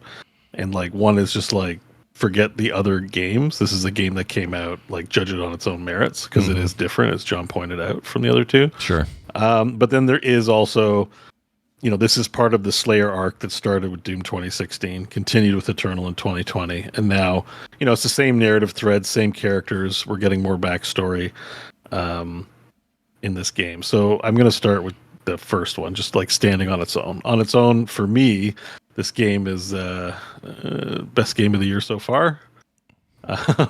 This is like a easy 9 to 10 out of 10 for sure. I have some quibbles, but I have quibbles with all the Doom games. Nothing new, nothing major.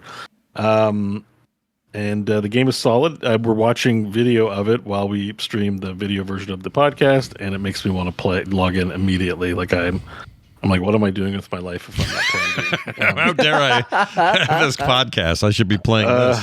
Yeah, I know it's like important and stuff, but that's just how strong the desire for me to like log in and play this game is. It is 10 on 10 solid. Like I love this game, and like I'm a big fan of the Doom franchise overall, and over the years, and I think they've done great stuff with the new systems. The combat, for a shooter, there's a few things to say. Is like, one, the shield is OP as shit. For a shooter game, often, we were talking about the rules of Eternal. I can tell you the rules of Eternal, like on a crib sheet on your hand. It's like, always be moving, always be weapon switching, always be exploiting the weakness of the enemies so that it's quicker to kill them.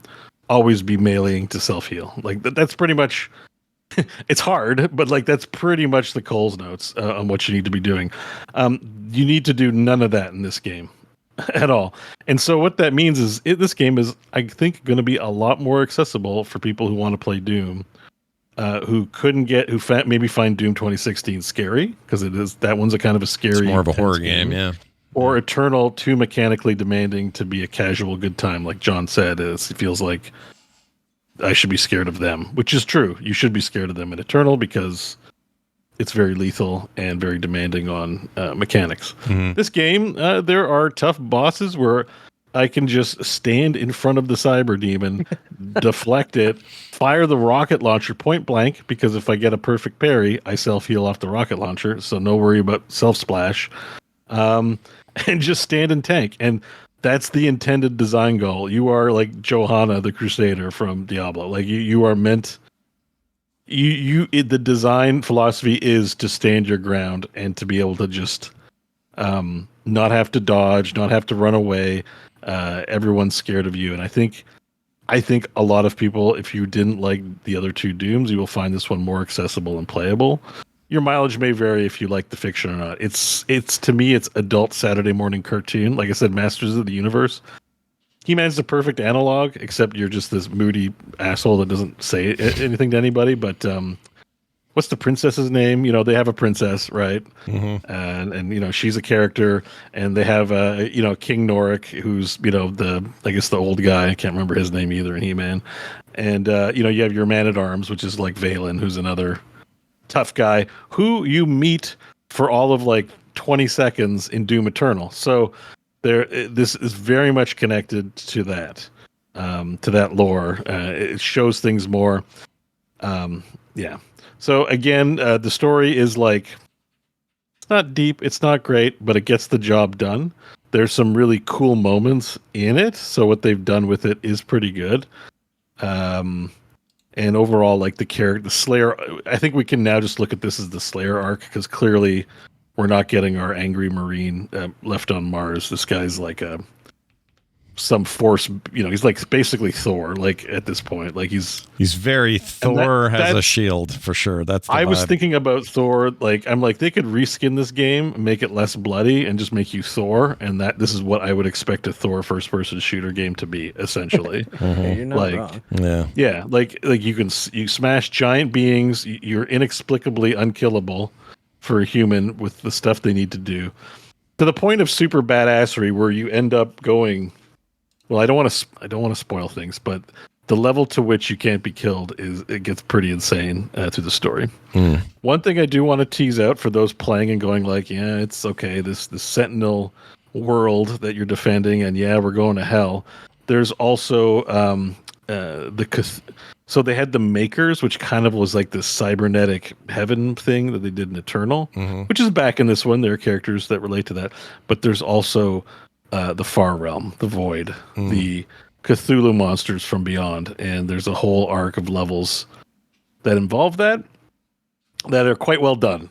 I don't think it's fully screams Doom, but it works in the story, and the levels are still really good. And of course, all the demons are there, so you're still doing lots of demon slaying, including some, not a ton of them, but a few mind-bending platforming, like puzzly situations that, without spoiling, like took me by surprise and were really cool. Things like you go around the bend and then the bend won't stop, and you're like, what? Like do these like weird like level manipulation things on your perception, which is really cool as it gets later. So I recommend checking that out. The other thing, John's going to be sad to hear this, but I'm a little concerned he won't play through the whole thing. And this may ensure that he doesn't play through the whole thing. You guys remember the Super Mega Froghemoth from There'll Be Dungeons? Oh, yeah. Oh, you know what? I tuned into your stream right when this happened. Okay, I know what you're going to talk about. There's a stage inside a being, right? Yeah, there is. I'm inside a giant being level where you start the level in the stomach and traverse through the insides of a creature. Fantastic. So, I was like, John's favorite. Yeah, I'm not going to like that one. Yeah, so there is, I liked it, but your mileage may vary if body horror is like that is not your thing. It's like going up Gorp's butt or whatever we did with Gorp. Yeah. A little bit, but there was the Froghemoth where you guys literally adventured through his stomach and came out his butthole. That's right. Never forget. And you went up to the brain, you fought his brain, and you spent a whole 5 episodes inside the body. And I found it after John doesn't. He's like, I don't really like that kind of thing. I was like, oh shit, we really went hard on the inside of a thing. Yep. So that's like the games.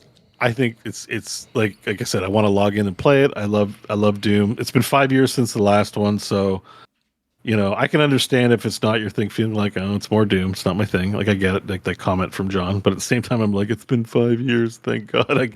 I'm just happy I have a Doom game. I'm just like, okay, great. Like this is good. If anything, it seems a little fast. It feels like they got to it quick to me. I don't know. 5 years, whatever. 2020 is weird. You guys are crazy. You guys just don't like Doom as much as I do, because I'm like, 5 years. It's true, but I think it's worth noting. Like, if you're like Bo and you're like, God, I love the Doom series so much, like, then I take a new one every year. I don't think you needed us to tell you, hey, whether or not you should get it. I think maybe when I say that, I'm speaking to somebody that's like, oh, there's a new Doom game. I don't really care, but should I care? Because I'm on the spectrum of like, I was excited for it, but playing it made me kind of go, oh, maybe my excitement isn't as high as I thought it was. Yeah. Like, and it's not that I dislike the game. Again, that's what I keep coming back to is like, I don't dislike this game. I think it's good, but it's just not like Doom 2016 stands out as like not only one of the most wrong I've ever been about a video game, because I was convinced that game was going to be no good, compared to how much I loved it. But it's been diminishing returns. Like I didn't like Doom Eternal nearly as much. I think I like this more than Eternal. so far, and that at makes least. sense. Like I said, like this game doesn't have the hard shit that Eternal that put on the player. Like because now I'm going to start comparing them to the other games. Because where does this in the Slayer arc? Where does this stand as a game for me? To me, this is the worst of the three, even though it excels in some areas beyond the other two. Interesting. I say that because there's a few things. One, I went back because I installed both and went back and played a little bit of the other two, and I'm like, the lack of Mick Gordon doing the soundtrack is super noticeable. Once you go back and listen to the old tracks, and it's like, no, this music's iconic, and the music in this one is. I think the music in this game is not good, and I'm so glad Bo's saying it because I'm not the music guy, Bo is, and I'm not the Doom guy, Bo is, and I was like, I'll let him say it. Now that Bo has said it, I feel a lot more to be fair, on point to say I don't think the music in this is handled well in two different ways. I don't think the music is as good, and I have noticed way more times that you are just running around with nothing going on. Like, that's true. There are periods where there's no music playing. Yeah. And whereas in Doom 2016, I think they probably did the same thing, but with the environments being this like scary space station full of demons, it fit. Out here running through like Fantasyland woods, it's really noticeable when all you're hearing is ka-chunk, ka-chunk, ka-chunk, ka-chunk, ka-chunk while you're looking for puzzles. Yeah. Like, it's really noticeable that it isn't there. And this may be sacrilege, but I absolutely did this. I put on the Clair Obscur soundtrack. Oh my lord! While I played this game, and it made the game a lot better. Look, that's what I'd say is like so much better now. What I'd say about the music is like the music is still like it works and it fits. Like when it amps up, like there's good moments. It's not iconic. Like I log into Eternal and immediately the title screen's like dun dun dun dun dun dun dun dun, and I'm like, oh, I recognize those riffs. Like they're putting iconic riffs into the game, and they're just not doing it. It's just kind of background noise I found in this one. Just it's still good. If you like it, it's fine. It's a fair point. Just not iconic. Like it's a step down. Is all I'm saying. I just wonder how much of our brain is knowing that Mick Gordon's no longer involved, and therefore we're just you know what I mean. Hear it. It's the iconic. Like there's a level where you find out where they're making the Doom Hunters in Doom Eternal. It's not rock music. It's like synth. But it sounds like the whistling. It sounds like this weird alien, like, ooh, like, and I think about that song all the time, even when I'm not playing Doom Eternal. Like, it's iconic. It like sticks in your head. You know, iconic. You guys are Blizzard players. Like, there's so many iconic tracks, right? And you kind of know when you're listening to something that's like, yeah, it's good music. It's talented people that made it, but they didn't put. It's not like resonating in your mind. You're not carrying it with you, right? Like, and I find that the music in this one just sounds like background noise. You know, there's nothing that iconic about the music in this one. Okay, but again, I still really like this game. I give it like a 9/10. Might even be game of the year. But when compared to the other two, the music is a step down. I don't know, man. I think it's fine. I'm gonna die on this. I'm not hill. saying so. Again, you're taking it to extremes. I'm not saying it's bad because Mick Gordon's not in there. I'm saying it's not iconic. Like it's a step down from what he did. Yeah. It's to me, and it's this is the comparison between the three games. Not talking about I get it. I get it. And I even noticed a dip in the second one. If I'm honest, I thought the first one was really like the peak, but. I got more, so I don't want to get too stuck in the music, although John had something to say. Sorry. Well, I was just going to say, like, and to your point, Scott, you said, like, you know, is it that I know that he isn't there? Well, part of it was that there was just times when there was no music and there was no atmosphere to the game at all. Yeah. Like, so it wasn't about what music was being played. It was about an absolute absence of music. And I think Bo's right. Like, yeah, there's rock and guitar and drums and stuff. Like, that's not hard to do. But I'm not going to buy any Fortnite songs for my lobby off of this soundtrack, unlike Rip and Tear, which I have. Oh, so you're right. I mean, that stuff is iconic. You're totally right. I think I'm not far enough in because right now I'm seeing a lot of set dressing and the music's maxing and minning and doing what it's supposed to do. But maybe 6 hours in, maybe we're missing. I mean, that. Maybe I'll play more and something will stand out. There's also a song on the second to last level that has this kick drum that goes doot doot doot, but not much other music's playing. So I thought somebody was knocking on the wall. Is your mom going? And I was like, they need to fix this music. Like, it's actually just annoying. It was annoying me because I'm like, I had to like make sure, and it was still kind of tricking me. And I'm like, what were they thinking? Oh, I'm out of toilet paper. Bring toilet paper into the room. Yeah, something like I'm like, is somebody like dying and they're hitting the wall to try and get my attention? Like, you know. So, anyways, let's I don't want to get stuck on the music too long because I got a few other critiques in comparison to the other two as well. Okay. For me personally, level design, while I understand they made them more open, there's a lot of downtime. So you'll have these open world maps, which are kind of fun to clear out. But the way they have the puzzles work, if you want to get all the items, you clear the battles out, and then you got to clomp around for like 20 minutes getting all your collectibles with nothing to do. No more ripping and tearing. And that iconic doom doom doom that steps around while you're like fighting is awesome.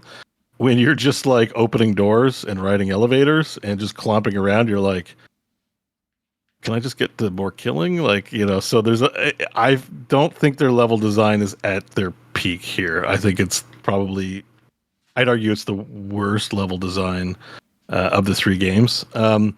Partially also because there's not that many surprises. Like the 19th or 18th level, there was an area where I was like, oh, there's a secret here, I think. And then a Mancubus burst through the wall Kool-Aid Man style. I was like, that took 18 missions for that to happen. That was like mission 3 where like you flipped a switch, the entire floor fell out and all the lights went off in Doom Eternal. Like stuff like that that's iconic to Doom that they already don't do a ton of in the Slayer arc. There's much less of. And I think a little bit has to do with the tone of the game they're going for. But I think it's probably the worst, like the worst level design in terms of just there's not much art to the backtracking and getting stuff. Sure. That's just my opinion. I like the corridor. I'm 100% with you. Like I like the idea of open world stuff, and there were times when I was clomping around going like, oh, this is kind of cool. But then after you realize, like, oh, the puzzle is I have to walk to all these different areas and blow up wolf statues in all these various areas, and you're just like, okay, ka-thunk, ka-thunk, ka-thunk, ka-thunk, with nothing to do, no music playing over an empty area. You're like, oh, you know what? Maybe this open world thing was a bad idea. Yeah. Yeah, I think so too. I mean, I like it, and I think the reason they give you the open world is because they made the shield OP. Like, shield charge, by the way, for anyone saying like there's too much platforming in Eternal, you can cover way more distance with a shield charge, and it's on like a 1 second cooldown. You can target someone across the battlefield and just teleport straight to them and kill like all the fodder demons in the area. And they do it on purpose. They give you like 10 dinky guys for the satisfaction of exploding them, but it's no less like a ADHD movement simulator that Eternal was. It's just different. Mm-hmm. Yeah. So I what the net result is, combat's still fun, but this is where it's a step back. It's the easiest combat of the three, like by a mile. Like, I never feel scared of dying. The only time like I die is some combos of enemy monsters that can be quite overwhelming where you've got to parry like 15 times. And you kind of get backed in a corner and you end up taking too much damage. Yeah, there's also a bit of a everything's easy as shit. There's also like, kind of a bullet hell thing going on a little bit. It's a bullet hell thing, but bullet hells are kind of notable by the fact that you have to dodge them, right? Yeah. You don't like when you play your spaceship game, you don't have a shield really. Mm-hmm. There's bullet hell, but like you can parry them, and this is where we get to the parry window. Easiest parry in all video games. Like when the guy's winding up to shoot me, you know how like you have to time your parry? I just spam the parry button. I just go deflect. Dang, God, I'm so skilled. Like it's not. I'm like, I just go deflect, and like it's like probably you'll get it. Like 99% of the time, you'll get it as long as you don't like shoot in the middle of doing that stuff or whatever. The amount of times I've gone, oh, I missed that. Oh no, it hit. Like it's a constant stream of I missed that one. Oh no, it but went. Sometimes you get into a situation where there's 3 deflectable projectiles in your vicinity, and the thing that's hardest to remember is the ones that you can't deflect that are orange. you can still block them. Like I'm always like trying to dodge the unparryable ones, and I'm like, oh no, I can just block them. Your shield does have health, and some of the tougher monsters will break your shield if you tank too many of those. But just overall, having the safety net of the shield, and then when the shield runs out, you like book it for break line of sight on a tree or something, and the shield recovers in very quick time. It's, you know, I would say like the combat's definitely the least challenging of all the Dooms. For me, it counts as a point against. Even though I think this is like a 9 or 10 out of 10, I love having a Doom game. I really enjoyed it. But out of the three, like I said, there's certain areas where it's less. I'll talk about the ways it's better than the other two, though. Yeah, do that. 22 missions. Oh, Like the other Doom games feel short. This one still feels short, but when Hugo was doing his things, like there's 22 missions. I'm like, finally. An actual game. Like I'm gonna spend $80 to $100 on this game. Give me like more than 10 missions, please. Holy shit. So there's a healthy amount of content here, which is fantastic. The other way that it's better too is that I think some of the guns are really inventive in this and cool. I like the ball shot, which I don't know if you've got it. There's a gun with just has a big ball. Yeah.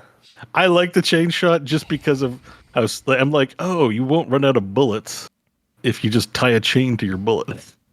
Although it has ammo, but I know that was what I was like. This is the best gun. I'm going to use this gun through the rest of it has ammo. Nope, I'm not using this gun, and that was the end of me using that gun. So one thing I will say about the ammo thing, the third melee weapon you can get completely refills all of your ammo. So, I already feel like the ball and chain does that just fine, but that's crazy. The ball and chain is like my favorite gun, but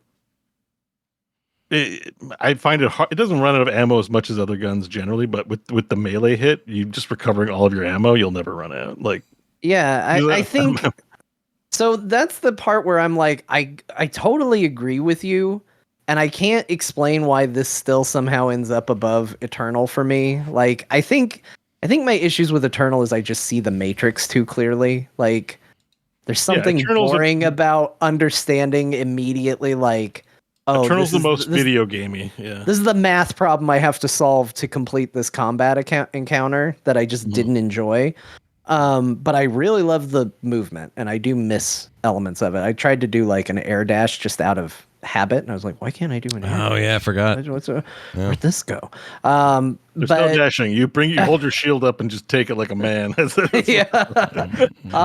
But I do completely agree. Like the idea in a Doom game where they're like, I've been sitting on a surplus of gold, and it's like, do you want to upgrade your weapon? I'm like, no, I'm good. I've upgraded the super shotgun all the way. I don't need to put money in any of the other guns. I'm good. Thank you. Rocket launcher is money.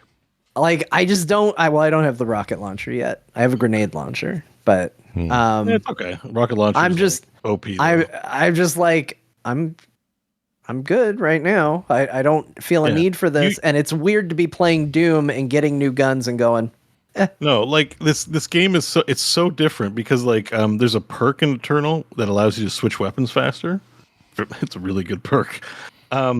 This game doesn't have a perk to improve weapon switching, and it's slow as shit. There's times I'm in combat where I'm like, I really need my impaler, and it's like, do do do do do do do. I'm changing guns. Do do do do do do. And I'm just like, come on and switch the fucking gun already. Oh my god, I need that. I think they took the critique from Eternal from people who didn't want to play it and made it like, oh yeah, no, switching guns is like pretty big drawback in terms of what would you'd expect to do here, which is like good and bad. If you want to switch weapons, I find it's like kind of painful, but they are also all like viable against everything because whatever your weapon is bad at, the shield will make up for it. Yeah. Pro tip, by the way, your shield does a ton of stuff.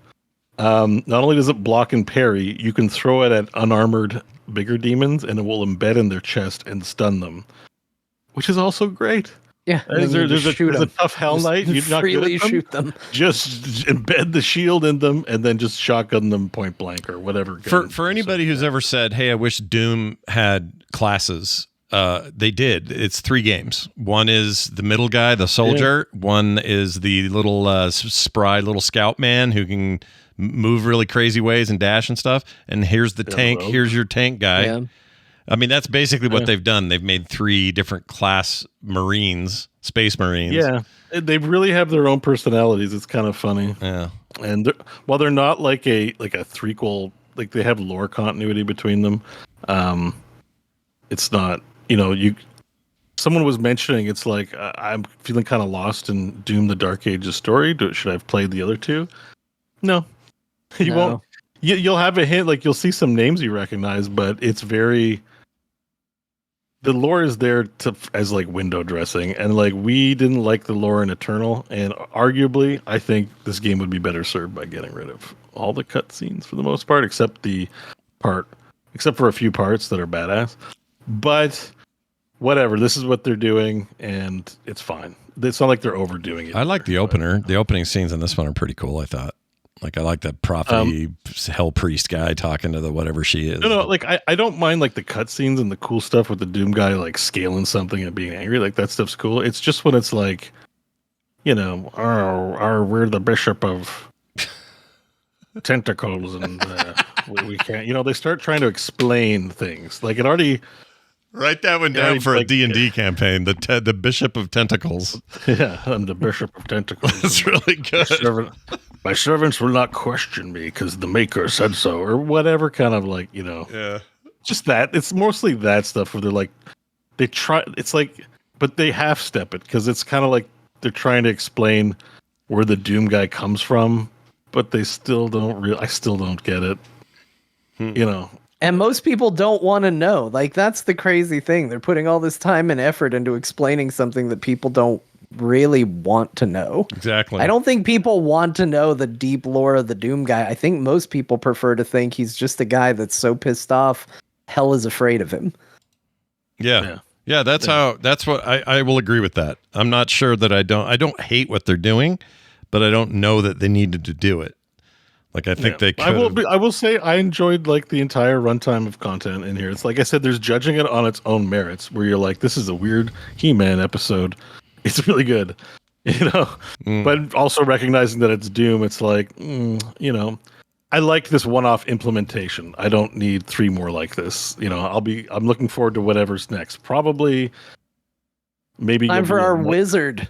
It's like we've got our tank, our Hexen, Doom DPS. Hexen. We don't our soldier. Now we need a wizard. Phil Spencer's down there begging Bethesda and id right now, going, guys, next one, Hexen. Just make it Hexen, and they'll do it. Honestly, you think about it, you're like, oh, that would be so bad, but actually be so good. Like if you had guns that shot magic missiles and fireballs. Oh, dude, I'd be all into it. They'd go all nuts with it. Let's do it. Yeah. Let's do it. I'd say sign me up. So how long? I would once again be in line to play Doom again. Yeah. And be like, all right, let's see what you got. Here's what I like. Here's what I don't. So wait. So Bo, if you had to guess how long it took you, or maybe you know exactly how long did it take you to beat it and 100% it. My playtime's like 20 to 25 hours, I think, on Steam. I haven't. Okay. That sounds about right. My playtime is 25.7 hours, but that includes, so like I 100% it. So you can go back and replay old missions. Mm-hmm. And you can replay them with your upgrades and stuff, so it gets really fun.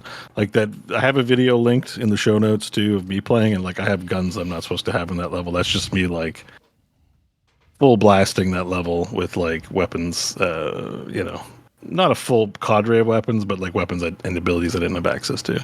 So if you like miss a secret or you don't complete all the mission objectives, the side mission objectives, it's okay. You can go back later and kind of pwn the level, and that's its own kind of fun too. So no multiplayer in this at all. They did not even try to have a multiplayer. Zero. Because the first 2 games made attempts. First one was pretty. The first one was ambitious. It had like a level maker and like a full on like system for making that. The second game was some weird roguelike thing. Yeah. And now this one just nothing. Right.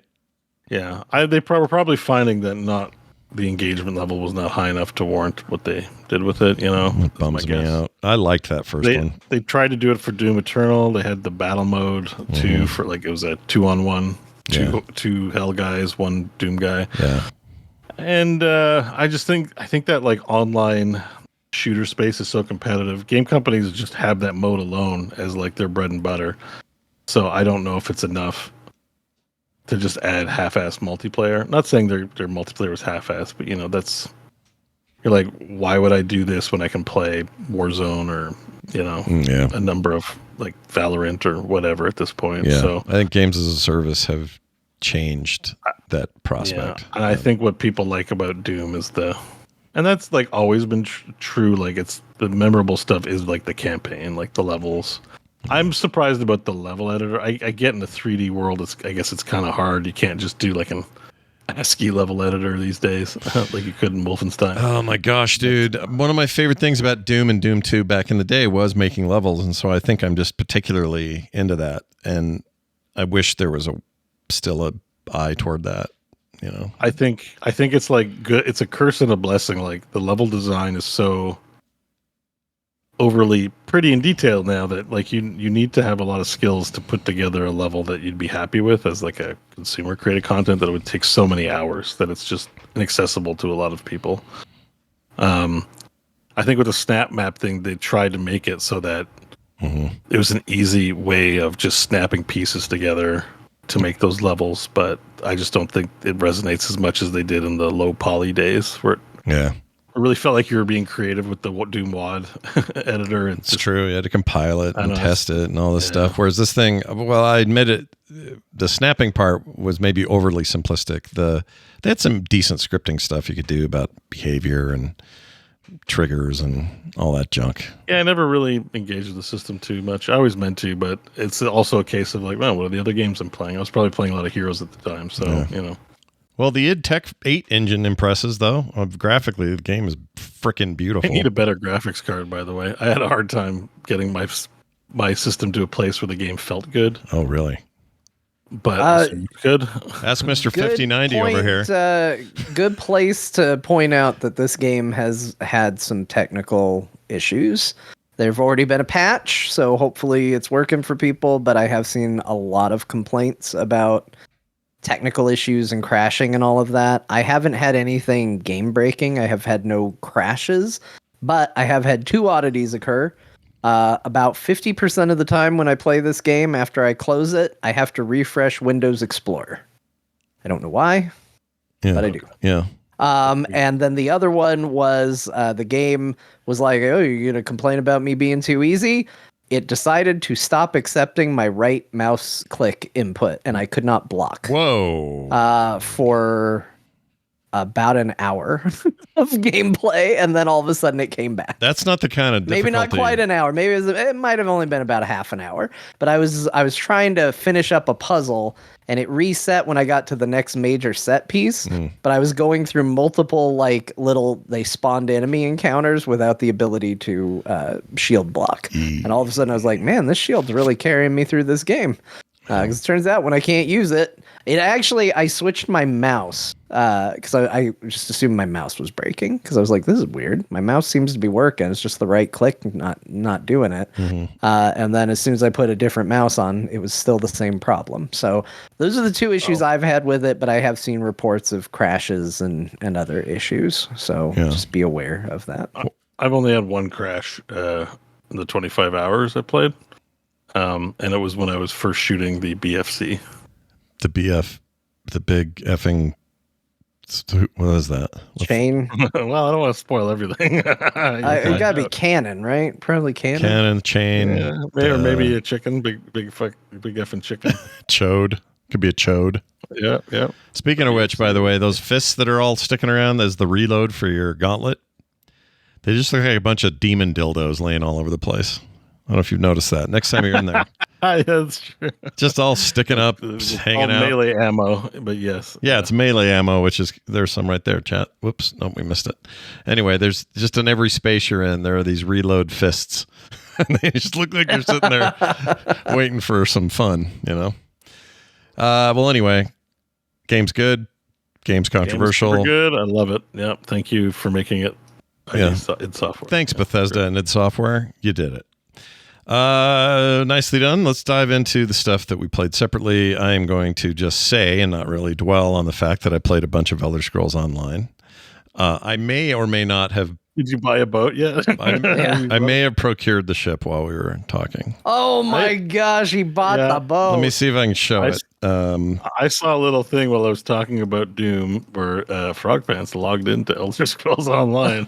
He's bought a friggin' boat. Problem I'm not is- going to out him, but okay. The problem is I can't see. Is it media source? No. I need to see if I can show it. I don't think I can. Anyway.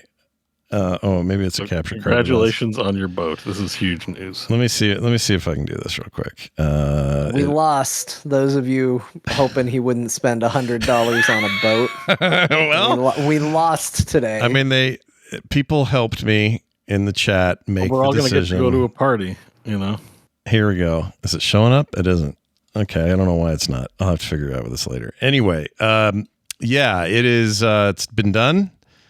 He's in there. It's over on the PC. I can't really do much to show it, but it's we'll talk more about that as time goes on and whether or not we have some really rad parties. Congratulations on your new acquisition of a boat. Thank you. I don't yet have buyer's remorse, but I'm sure it'll settle in. I was about to ask, you let us know when buyer's remorse kicks in. Could be any minute, honestly. We'll see. And you know what it'll be? It'll be when I realize I don't have any good ship furniture. And then I'm going to go, shit. Yeah. Or when you realize, well, I don't really feel like playing ESO and just like, not touching it. When somebody goes, hey. That happens and you're like, oh, I bought this sweet cosmetic in Diablo. Anyways, I'm going to play Heroes. Why did I buy that thing? I'm not even using it. It happens all the time. It happened in WoW with me with that. Well, somebody bought me the dinosaur, but anyway, it's the same thing. Anyway, point is, where were we here? So I played a bunch of that. I blame Todd Howard, his brand of not MMO, but just RPG had been driving me to do these things. Streamed a bunch of Ghost of Tsushima. I'm not done yet, but I'm still playing. I did that. I don't have anything to add except. Are you to the snow area yet, Scott? No. Keep going. I know. Ghost of Tsushima. That's my sign. Tsushima's not going to save itself. That's my sign is when I hit snow, I know I've really made progress. So I'm going to keep. When you hit snow, you're finally in the last act of the game. Nice. Well, good. I didn't put it in here, but I did play more Kingdom Come 2. But I'm going to talk to Bo more about his experience because I think I've already. Yeah, we got to talk about Kingdom Come. Yeah, we'll get to that in a minute. Thanks to Shatterproof. Oh, I didn't think. You know, what I didn't think was Pop and Fresh. That is why I played Doom. He very generously gifted a copy of Doom to me. So huge thanks to him. I did not expect that or see that coming. It was very nice of him. Also, Shatterproof sent me a copy of something called Skin Deep. And I had no idea what Skin Deep was, other than a bunch of people, not just him, had reached out and said, hey, I think this game is like made for you. Why don't you play Skin Deep? And I thought, well, okay, let's give Skin Deep a try. Skin Deep is it's the best way to describe it. It is a immersive, simulated first-person thing. And by immersive simulation, this is actually kind of like a term now. Well, it's a term. It's not a made-up thing. Immersive simulation is like, all right, I've got a scenario. Often it's randomly generated, so I can't really control or memorize it. And I'm expected to go and escape, or I hate to use the word extract for John because it may mean something that it's not. But anyway, you may have to get something out of there. But mostly it's just you got to get out of there. In this case, I have to rescue a bunch of cats who are super intelligent cats that are part of my crew. I play, what is her name? She has a great name. Let's see if I can find her name. The character's name. Watching the trailer, and it looks like This the player seems put somebody's so head in a toilet. weird. Watched it. It's very weird. It's getting very good reviews. People really like this game. And as it turns out, whatever this subgenre is, which again is called immersive simulator or simulation, it turns out I'm shit at it. I'm very bad. And I think part of it is because no, I don't know if there may be a mode. I'm not sure. I haven't looked into it. But basically you stock up on up to 5 inventory items you can find as you go along. And it can be random stuff like here's an old soda can, here's a book, here's a pole connected to nothing, or here's something I yanked off the wall, or see this headless guy sitting there? I can take his head when I kill him. And maybe use it as an object or flush it down a toilet or get rid of them. These guards are bad and you want them to die or leave. Pepper boxes that are full of pepper that will stun somebody while you figure out a way to take them out. Like objects like that. there's some traversal, as you can see here. You're trying to find your way out of rooms and stuff. You have a couple of abilities. You uncover maps so that you can get a better layout of where you have to go and what to do. Certain switches and what do you call them? Fuses will open certain things. You can go through vents like he's doing here, kind of John McClane style, but you want to be careful because if you get too much dust, it'll choke you out and they'll hear you cough and sneeze and then they'll swarm and kill you. Your goal is to survive and get out of this place or extract these cats without being detected or killed. So there's a lot of stealth and creativity in the sense that you're like, all right, let me survey my area. Let me zoom in and see what this panel says. Okay, the panel warns of a gas problem, so I got to be careful not to have a gas leak or everyone's going to die. If you bleed out, you get one way to revive yourself and that's it. It's very brutal. You don't just sort of die. It's hard. It's meant to be difficult. You die a lot. You have save points, but you have to be kind of careful about when you do that. And every mission is different. It's never the same. The tutorial one's the same, I guess, but the rest of the game, it changes up all the time. I can tell I'm playing something very special here. I am really bad at it. This seems kind of awesome. It is kind of awesome. You can breathe in space temporarily, by the way. That's the thing this person's doing right now. There's a lot of a lot of humor, but it's also kind of scary as shit. I don't know how they kind of accomplished this, but they made it both scary and not at the same time. Like funny, but also, oh my gosh, I'm going to die in here. There's loss of gravity in places. You control a lot of that. Like the environments are really down to what are you doing in them and how will they behave when you do certain things. If I break this glass, what happens? Well, you might alert guards, but you might also just decompress the room, and that's good because the guards are going to die, potentially, unless they have helmets on or something. The cats are all very you'll release one and it'll go, oh, thank you so much, agent. Now we can move to our next planet. Like there's hyper intelligent members of your crew, so you want to keep them all safe. It's all a very weird conceit. It's very odd. I don't even know how to explain this game. And for those who are already into the immersive simulation vibe, you already know. This was new to me, both in terms and also kind of what you do. So I'm going to keep at it and try to figure it out and get better at it. But right now I suck ass. Immersive simulation has talking cats. Yeah.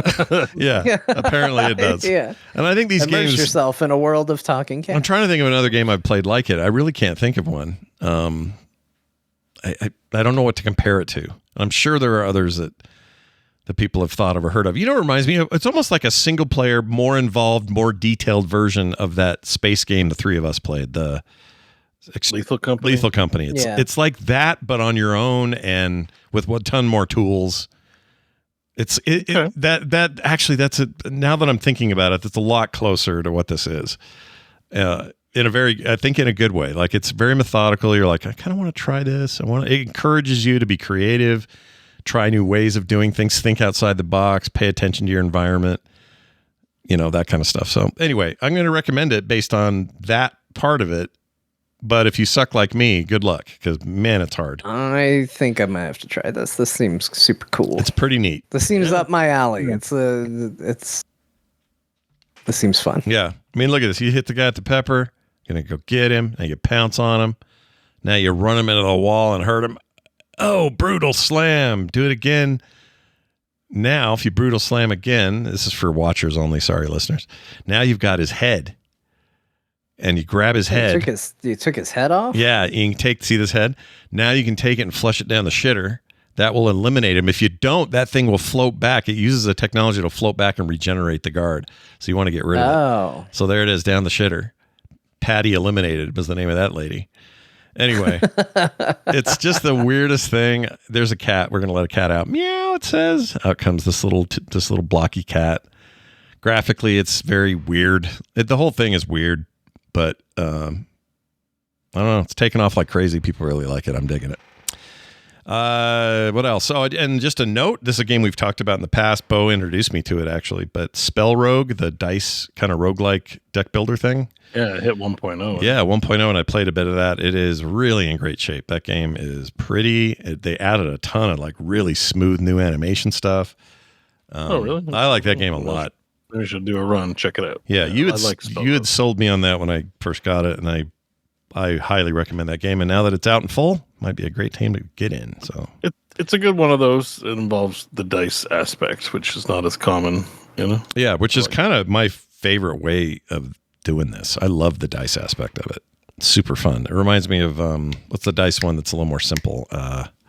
Dicey Dungeons. Dicey Dungeons. I played the shit out of that game, and it's because I like the dice part of it. It is like Dicey Dungeons, yeah. It is actually. Yeah, there's a lot more going very on, much but it's pretty much that same vibe. So if you like that, you'll like this.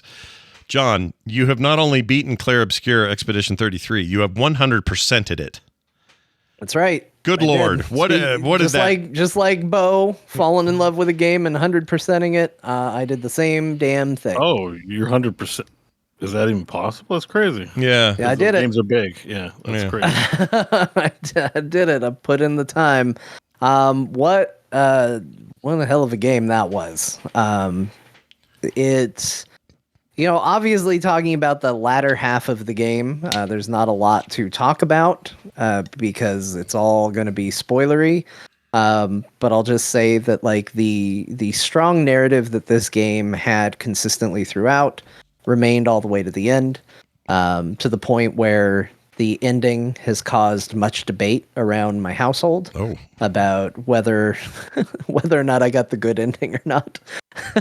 There are two endings to the game, and there have been a lot of philosophical debates in our household over the nature of the world on whether or not I made the right choice. My wife and I philosophically disagree with my actions and decisions. So it's been fun. I think there's something strong about a game that puts that as the focus of its narrative, to say that we want it to be something that is discussed and talked about and not just, cut and dry. And so I really liked the ending. I really liked the ending I got, no matter how I felt after it was all said and done. And then I went in and did all the optional bosses, one of which I can't say because it is a spoiler to a degree. And normally, you know this, Scott, you and I are in the same boat where, I think the term spoiler gets a little overused. Yeah. I think people tend to throw it up for everything. When in reality, I think a lot of people can use proper judgment and be like, this isn't going to ruin the experience. I actually think Expedition 33 is a game that is better experienced not knowing anything about it. Watching that narrative unravel, I mean, it's a game that is essentially about going out on an expedition where people have gone before and have never come back from. And so I think learning and discovering along with the characters as they do exactly that, I think there's a quality to that puts you in line with the characters and in their headspace. So I think the less you know going in, the better. So one of the super bosses would be using information that's talked about in the game. The other one's name is Simon. And I can say that the other person's name is Simon because it is not relevant until you get to Simon. And Simon is sort of their, to put it in the parlance of Final Fantasy VII, it's kind of their ruby weapon. It's your super boss that Is it requires Simon or Simo? See, my wife, as soon as I said it's Simon, she corrected me. She goes, "Well, it's French, so it should be that." There is a point where they say the name, it is Simon. Even though the game is very French, they say it's Simon. All right. Better than semen, So Simon is a hell of a boss. I'll say that. That was a crazy, crazy fight. I'll say the name, but I'll leave mechanics out. But I will just say that I tried to legitimately fight Simon, and it became very clear that much like some of the weapons in Final Fantasy VII, this was something I needed to build around. And it was a case of I either had to get insanely good with my full party, which I had no interest in doing, or I had to really break the systems that they had created So that's what I did. And I watched an interview with the people who made it, and he said that one of his favorite things in old JRPGs was finding ways to build a character to break the mechanics of the game and do things that seemed impossible. And that is exactly what I had to do on some of these encounters to beat them. Although the other one, the boss that I won't say the name for, I actually think that fight, doing it legitimately, without, like doing some crazy build that just disintegrates the boss, it's probably the most fun fight I've had in a video game since Elden Ring. That's some high praise. Jeez Louise. I was getting my butt kicked and I was like, I'm going to bed, but I'll just try one more time. And I did that over and over again. I was like, I know I can see the path to victory. I just have to be better at executing it. And I was like, I'll just stick with it. And I stuck with it. And when I finally beat it, I was like, this is brilliant. This is the most fun I've had in a long time. This was so much fun. Wow. And I felt very accomplished for doing it. I didn't feel as good beating Simon because I did an obscene amount of damage and really trivialized the fight. Yeah. But that took its own kind of work. There's something to be said about I got really good at dodging and parrying and doing all the things I was supposed to do, and memorizing attack patterns and stuff like that. That's one type of challenge. It's another challenge too. Well, I went to all corners of the friggin' game to find the right combination of skills and abilities and leveled them up and applied them in such a way that I could, in one turn, nuke the most powerful boss in the video game. Yeah. That's its own challenge. I agree. It's its own thing to brag about, I think. I think that's kind of awesome. So it was quite an experience. This is one of my favorite games I've ever played. I really love this video game. And a lot of people put a lot of weird qualifiers on it. I said this the first time I talked about it, where they're like, for the price, it's incredible what you get here. This game, it could have been a $70 video game. It's not, but it could have been, and I wouldn't have felt like it was a penny wasted. It's truly spectacular what they've built here from every level of it. And there's a reason you see all the actors for this game talking about it like it's special. Yeah. They bring them out for a lot of games. You get a lot of that PR publicity, but I was seeing people who worked on this game talking about it excitedly and saying, get ready for this one, long before this game even came out, in a way that was like, I don't think this is somebody saying, hey, get on the PR tour for the game. They're really into it.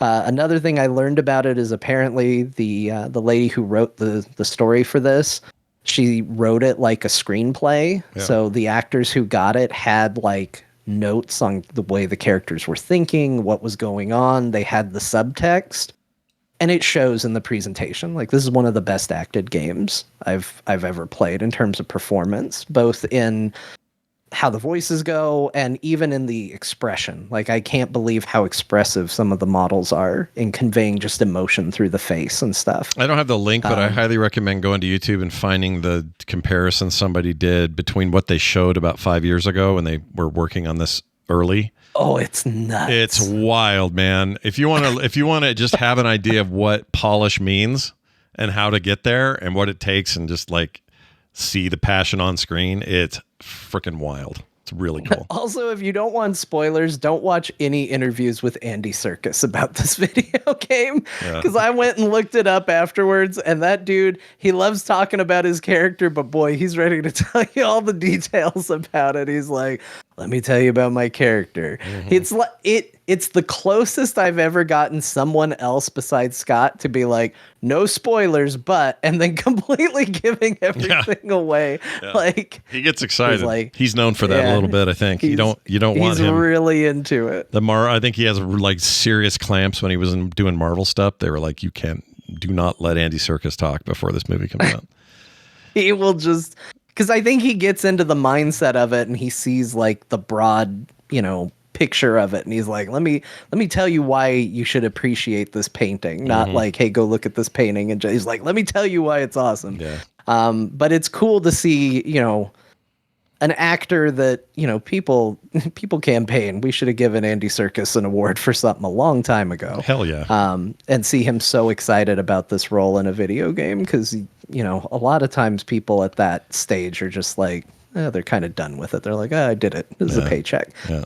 Dude is passionate about what he does, like no matter what the project. And I think that's very cool. Everything is his precious, Yeah. Everything he's working on. Forget about rings. Awesome. Well, can't think of a better recommendation than that. Bo, I think you played the wrong game. It says Clair Obscur Expedition 22 on your list. Oh, yeah. Yeah, No, it was that game as well. It was 11 years later. It's a younger expedition going out. Yeah. Oh, because that's 22. Oh, yeah. It was a typo, and I just left it in because I thought it'd be hilarious. That's pretty good. It's pretty good. Made me laugh. It's the sequel. Yeah. Technically, prequel, really. More of a prequel, I suppose, right? No, it gets younger and younger. Yeah, 'cause You're right. It counts It gets down. younger. Yeah. So yeah, now it's all like a young adults being like, "Did you see Danny kissed Melissa?" Well, what'd you think? Are you? I don't know how far Alright, you so are. I played it on stream for a period of time when I'm trying new games, and I tried this game. So first thing to note, as a French speaker, I was like, this is a French ass game. If there's ever a reason to actually set the voice to French and watch it in French, this would be it. So I'm playing the game in French. Cool. It's all right. It's like France French, so there's some expressions I don't quite get because I'm a Quebecer. Yeah. But it's actually interesting to be playing a game in French. I don't think they mocapped the mouth movements for French, which is weird. But I will say, even in English, the mouth movements are a little off. A little bit. Okay, Off. so maybe it's not the best synced up in both. So Sure. Okay, cool. Then I'm not missing anything there. That's fine. But it is kind of great to be in French because all the, there's Gaston and Jérôme and everything's very French even in English. So it's like, oh, okay, it's like playing Yakuza in Japanese, except I can understand it when it's in French. Sure. But it fits. Like the whole that opening town is Parisian as shit, right? Like there's a mime in town. I was like, "Where's the mime?" And Chad is like, "There's a mime. Just you watch, right?" And I'm like, "Oh, geez."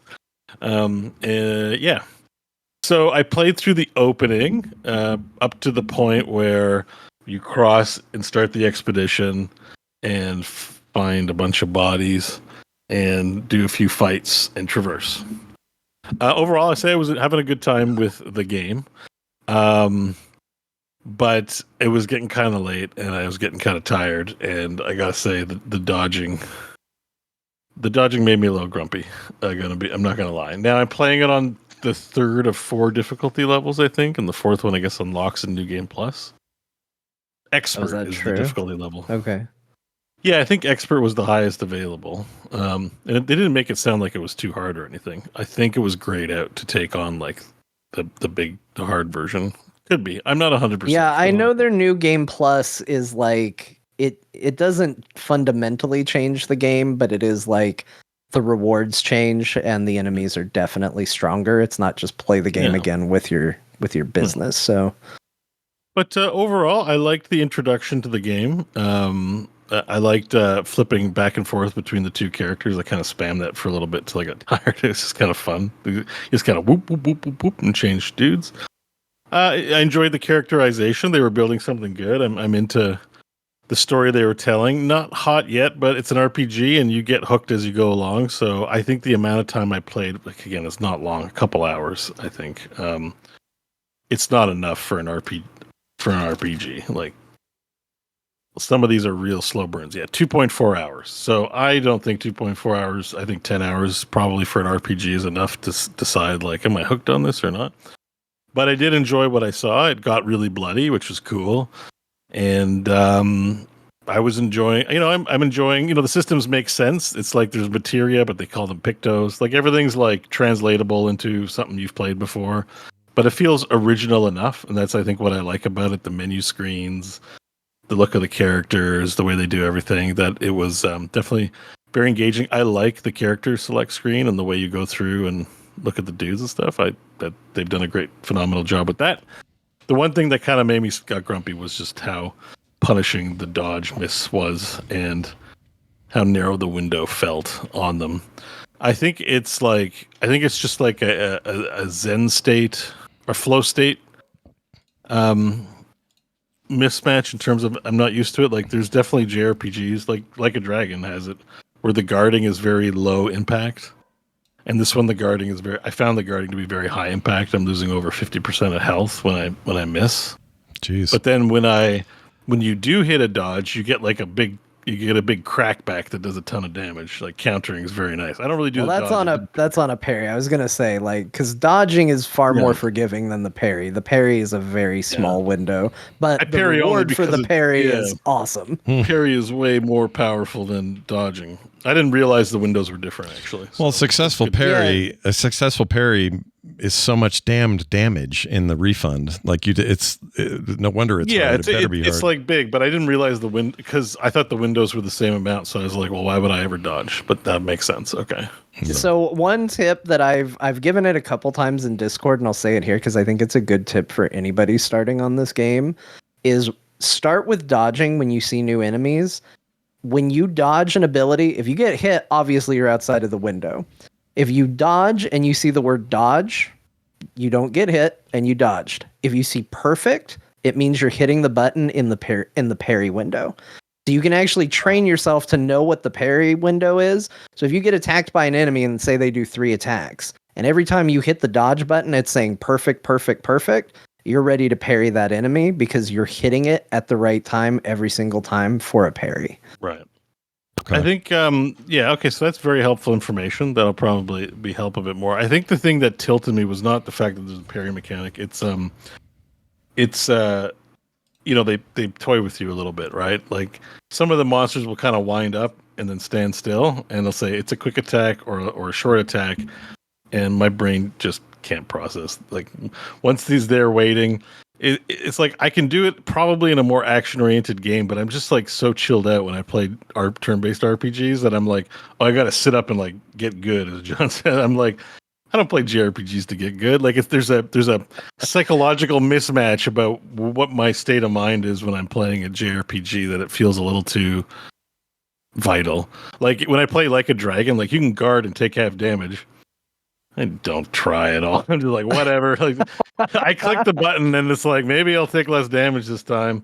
Maybe I won't. Who knows? But it doesn't help either that the first, it's not a super boss, but it's an enemy that will one-shot you every time it hits you. Like the first one of those you run into is this chromatic guy with a spear, and he's in an area that's like the most idyllic, peaceful forest. The music's very super nice and soft, and then this guy comes up, and if he hits you one time, he just drops you no matter what you do. And it's oh, I have been lulled into a false sense of security about this world. Yeah, there was a bit of that, oh, we're just doing we're on Noob Island at this point, so they won't punish me. Nope. I'm also playing an expert. That's part of it a little bit. I could turn it, obviously, the difficulty down. But I do like the challenge of the thing, and I wanted to see how challenging it was. To be fair, I have a similar problem with the Jedi Redhead games too, where the way they make difficulties to make the parry windows shorter, and it's kind of unfun. To play the harder difficulties on that too. But overall, I liked what I was playing, and it was just late, and I was getting grumpy. So I think I'll get back to it. I have zero complaints really. I just know that. It's on video. If you watch, I'll be like, okay, I'm just sick of this, and I rage quit, kind of, but not because I didn't want to come back and play some more. I upgraded. The only stat I upgraded was vitality. I'm like, if they're going to hit me so hard, I need many hit points. So all my characters just have vitality increased. It didn't seem to help too much. I like Barefoot Lady. She seems cool. She floats when you run. I really like playing as her in the overworld because she doesn't have a real big run animation. She just hovers, and I'm like, oh, this is nice. Yeah, French Li Ming is great, and oh my gosh, I'll get back to it. I think I will get back to it. I was intrigued enough by what I played, and the production value looks good. And you okay? You okay with staring? Social media feed is a constant. People are. Patrick Beja finished the game too, and he was like, "It's the best game I've ever played." And I'm like, "Oh my god, everyone just loves this game." So, I liked what I played so far, but again, it's 2 hours.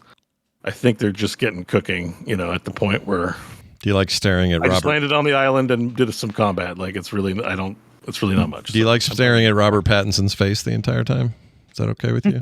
You down with What it? did I call him? Siderian Robert Pattinson? No, he just looks like him. It is impossible for me to see Gustav's face. When you hear him speak French, that may change things. That's a good point. Yeah. Yeah.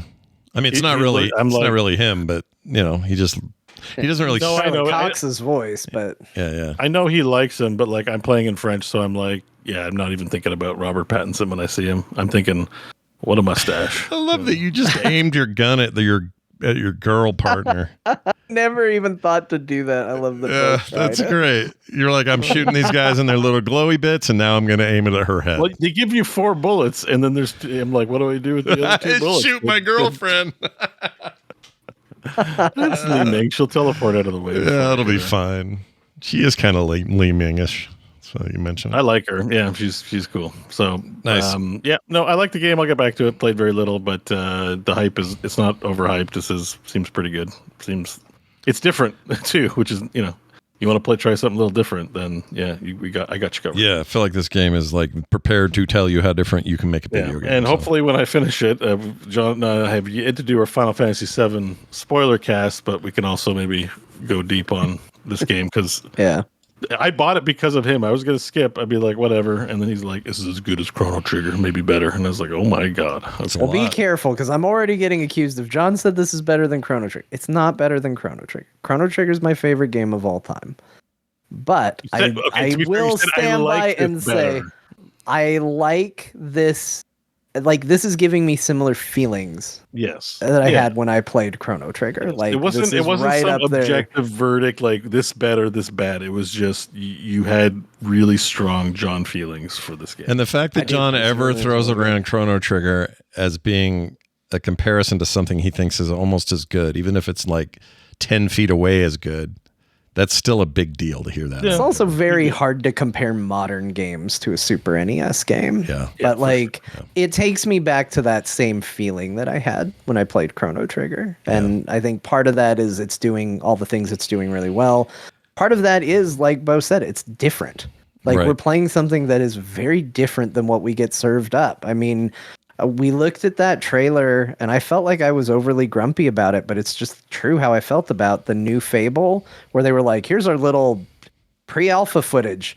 And I was like, yep, it's a girl with a sword fighting a werewolf, and they all look exactly like how you would think that should look. And it looks nice, but I've seen this 1,000 times. Mm-hmm. Like, this is a step outside of that, where all of a sudden it's like, oh, I'm in a fantasy world and stuff looks cool. And I haven't seen this stuff before. And I like how it looks. Mm-hmm. And I like how it's going. Mm-hmm. So it gives me that vibe back, which I haven't had in a very long time. It's going to be really fun to see what they do next. Like, what's the follow on for these guys? They clearly have set themselves up for... There's me missing a dodge again. You don't think it's going to be Expedition 32 stuff? I mean, it could be a direct sequel, but it just seems like we're seeing a new kind of developer emerge here that has already like an incredible reputation from everyone that worked with it, including junior people that never get, cracks at a project like this. Like, there just seems like there's some cultural stuff going on with it that's really interesting, and I would love to see where they go from here. Well, people are raving about the story, and I saw that the lady who wrote the story for this, who's chiefly credited with it, joined to do voice work for them. Mm-hmm. She wasn't hired to be their writer, and then over the course of working with them, they were like, hey, write the story you want to write, and people are hailing this as like one of the best video game stories in a long time. Yeah. So... it's kind of crazy how few credits a lot of these people have, and yet they're putting out work that is just on another level. Yeah, like the relative unknown from SoundCloud for the music, and the music is the best soundtrack I've heard this year, like bar none. Like, It's how do so you? good. Oh man, That's crazy. one What- of the fights just goes so freaking hard, and I would say play it. The problem is Bo speaks French, and if you know the lyrics spoil it. It's another Oh, one of shit. those games where the lyrics are tied to the song. I'd say play the damn song, but it's literally about the story of the game. But oh my gosh, there's a boss. It's just epic. I just like stood up in my chair and was like, what are we doing? This is too good. Yeah. This is too good to exist. It's John All right. Goodman before he lost the weight. Just kidding. It's not the boss. I made that up. All right. That's excellent. Hey, Bo. Kingdom Come, Yeah, Deliverance we got 2. a lot more games to get through. All right. Yeah. So on this journey of trying new games, I changed it up and tried, Poverty Oblivion. That's Kingdom Come Deliverance 2. Has anyone else called it that? Because that's great. That's perfect. I just call it poverty because there's no magic, no dragons. It's just Europe. It's just Europe. That's funny, dude. Oh my gosh. So I did the prologue up to the late credit roll to the point where you get into the open world, which I'll talk about in a second. Let's talk about the prologue. The introduction to the game, awesome. I had a good time. I was laughing.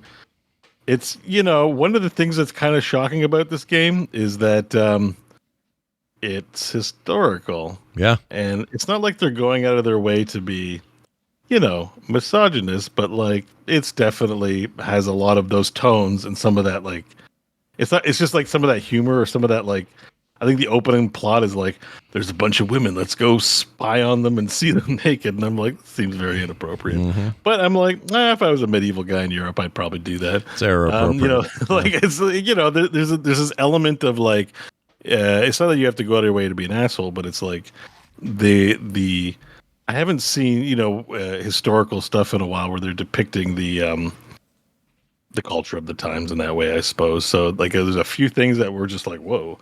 You mean Squire Andrew wasn't worried that he was going to get caught and canceled on Twitter? Nope. He figured it'd be wasn't okay. top of his problem list. He was No. like, Yeah. Yeah. There's none of that, but overall, like I really enjoyed the prologue. Like it was funny. The Sir Hans, you're the guy you're with, is quite the little shit, but like he's a good guy. But I like how they get you to the point where you're alone on your own. I don't know if I even want to spoil it, but there's a little bit of just like just irritating like friend bullshit where it's like, of course he's a nobleman, so he's so obnoxious. I hate him. I hate that. But guy. like, it's not like things are going well for him, right? Like he gets a bucket of shit poured on his head. Yeah. Like he's going through a bad day too. Like I hate him, but like as a character, I liked it. And then it's like, yeah, the opening ends with you on your own. Obviously, there's a falling out, right? And the falling out is very well done. Like I was like rolling. I was like, oh my god, this is so funny. Yeah, they did a good. I think they did a great job with that stuff too. How far did you get? Are you deep? Are you? So I got to the point where I'm in. Was it Trovsky? Trovsky, and I'm on my own, right? So I got we were in the stocks for overnight, and then we get released. I'm a little further than you. Then I'm probably a Sir Hans. Yeah, Sir Hans is like, you guys get your funny argument, and you guys part ways. Mm-hmm. So all the inventory. So we got to talk about the level to which this is a simulator, right? So when you start, all my clothes that I have either have blood on it or shit, and if you have clothes with blood or shit on it, people react to you and give you shit and not talk to you. Mm-hmm. So you got to find a way to clean your clothes. Yeah, I got to find a bucket full of water somewhere. So I can't find laundry detergent anywhere. And there's a laundry sub game. So I'm like, how do I clean my clothes? Yeah. So I wore the only clean stuff I had, which is a shirt, no pants. I got little boxers on, and I got little shoes that are very damaged. And I'm like, because this is a open world, medieval game. I'm like, let's just get straight to the larceny, right? Like, there's robbing in this game. There's houses everywhere. Oh yeah. I got to, and I was given a lockpick by a wandering lady who also told me about a few, people I can go see. So I'm like, let's just start with the larceny now. Oh my God. This stealing has never been harder. It's hard. Most of these fantasy games let you wander into people's houses and take things. if you go to an area in a game you're not supposed to be in, people immediately are up your ass to get out, which is kind of how it would work in real life. And everything's locked. Yeah. And I broke the one lockpick opening a chest and went, well, there goes my lockpick. I got no money, so I can't buy any more lockpicks, and I don't even know who sells them. Yeah. So I'm like, you know what? I'm going to wait till nighttime. Well, you know what? Nighttime's dark. You know, in real life, how nighttime's kind of dark. Yeah. It's not like a video game where you can see kind of clearly, even though it's dark. Or a movie and or something. larceny. Yeah.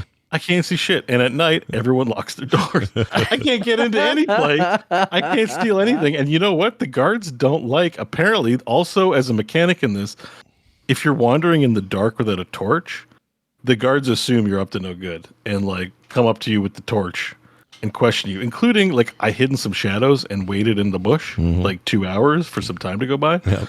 And when the 2 hours are done, there's a guard in my face going like, what the hell are you doing in the bush? Like hanging out there, like explain yourself immediately. I'm like, gosh dang, it's so hard to steal in this game. Yeah, the game is So actually funny that way. It's actually kind of hilarious that you can't do. I'm like, I need to find a bed. I don't even have a bed to sleep in, so I'm like, I'm gonna go find a bed. I snuck into this place that seemed to have a barn in the back, and like I was looking around. You didn't use I was trespassing. Oh, because the guy gives you a bed. The guy that you're doing, what's it called? I didn't realize it, but there is a bed somewhere for me to sleep in. But I didn't get.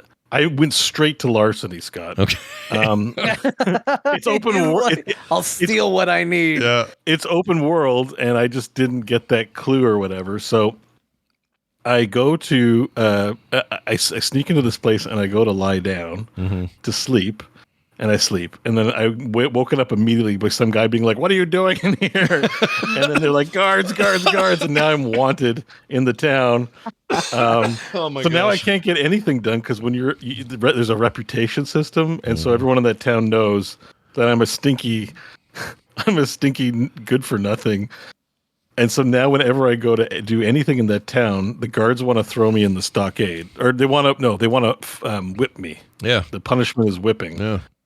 You're in huge trouble. I'm like, I refuse. I'm role playing. I refuse to be whipped, and then I get chased out of town every time. This isn't like Elder Scrolls where you just go pay a quick 100 gold fine or whatever. Yeah, well, I don't even have gold. I have no gold. I need to buy soap. Yeah. What's the penalty if you get whipped? I don't know, but I'm trying to not get punished again. I don't want. The game opens with you getting you already get into a fist fight and have to spend the night in the stockades, being like people throw fruits at you. Yeah, I'm not going up. back there again the next night to get like whipped. And you can be executed. Like there's more serious punishments. You can be branded, like actually have a brand stuck on your face to mark you as a It goes some dark places. Yeah. So I'm like, oh crap. Like, so finally I was like, okay, I need to play the game normally. Clearly a life of crime. I'm not skilled enough for it. They want me to level up. You can get there though, right? There are definitely the path of thievery. It's just going to take some more. But you need to level up. I'm dinky at everything. So I decided to go to the blacksmith and I'm like, maybe he'll teach me to forge some cool shit. Nope. He's like, here's how to make like a basic sword and horseshoes. And he's like, sell those horseshoes. And I got kind of excited because I made a horseshoe and it was worth 45 gold. Yeah. But the guy's not going to give me 45. I made the horseshoe and he's like, here's like 11 gold. And I was like, I can't buy laundry detergent with that.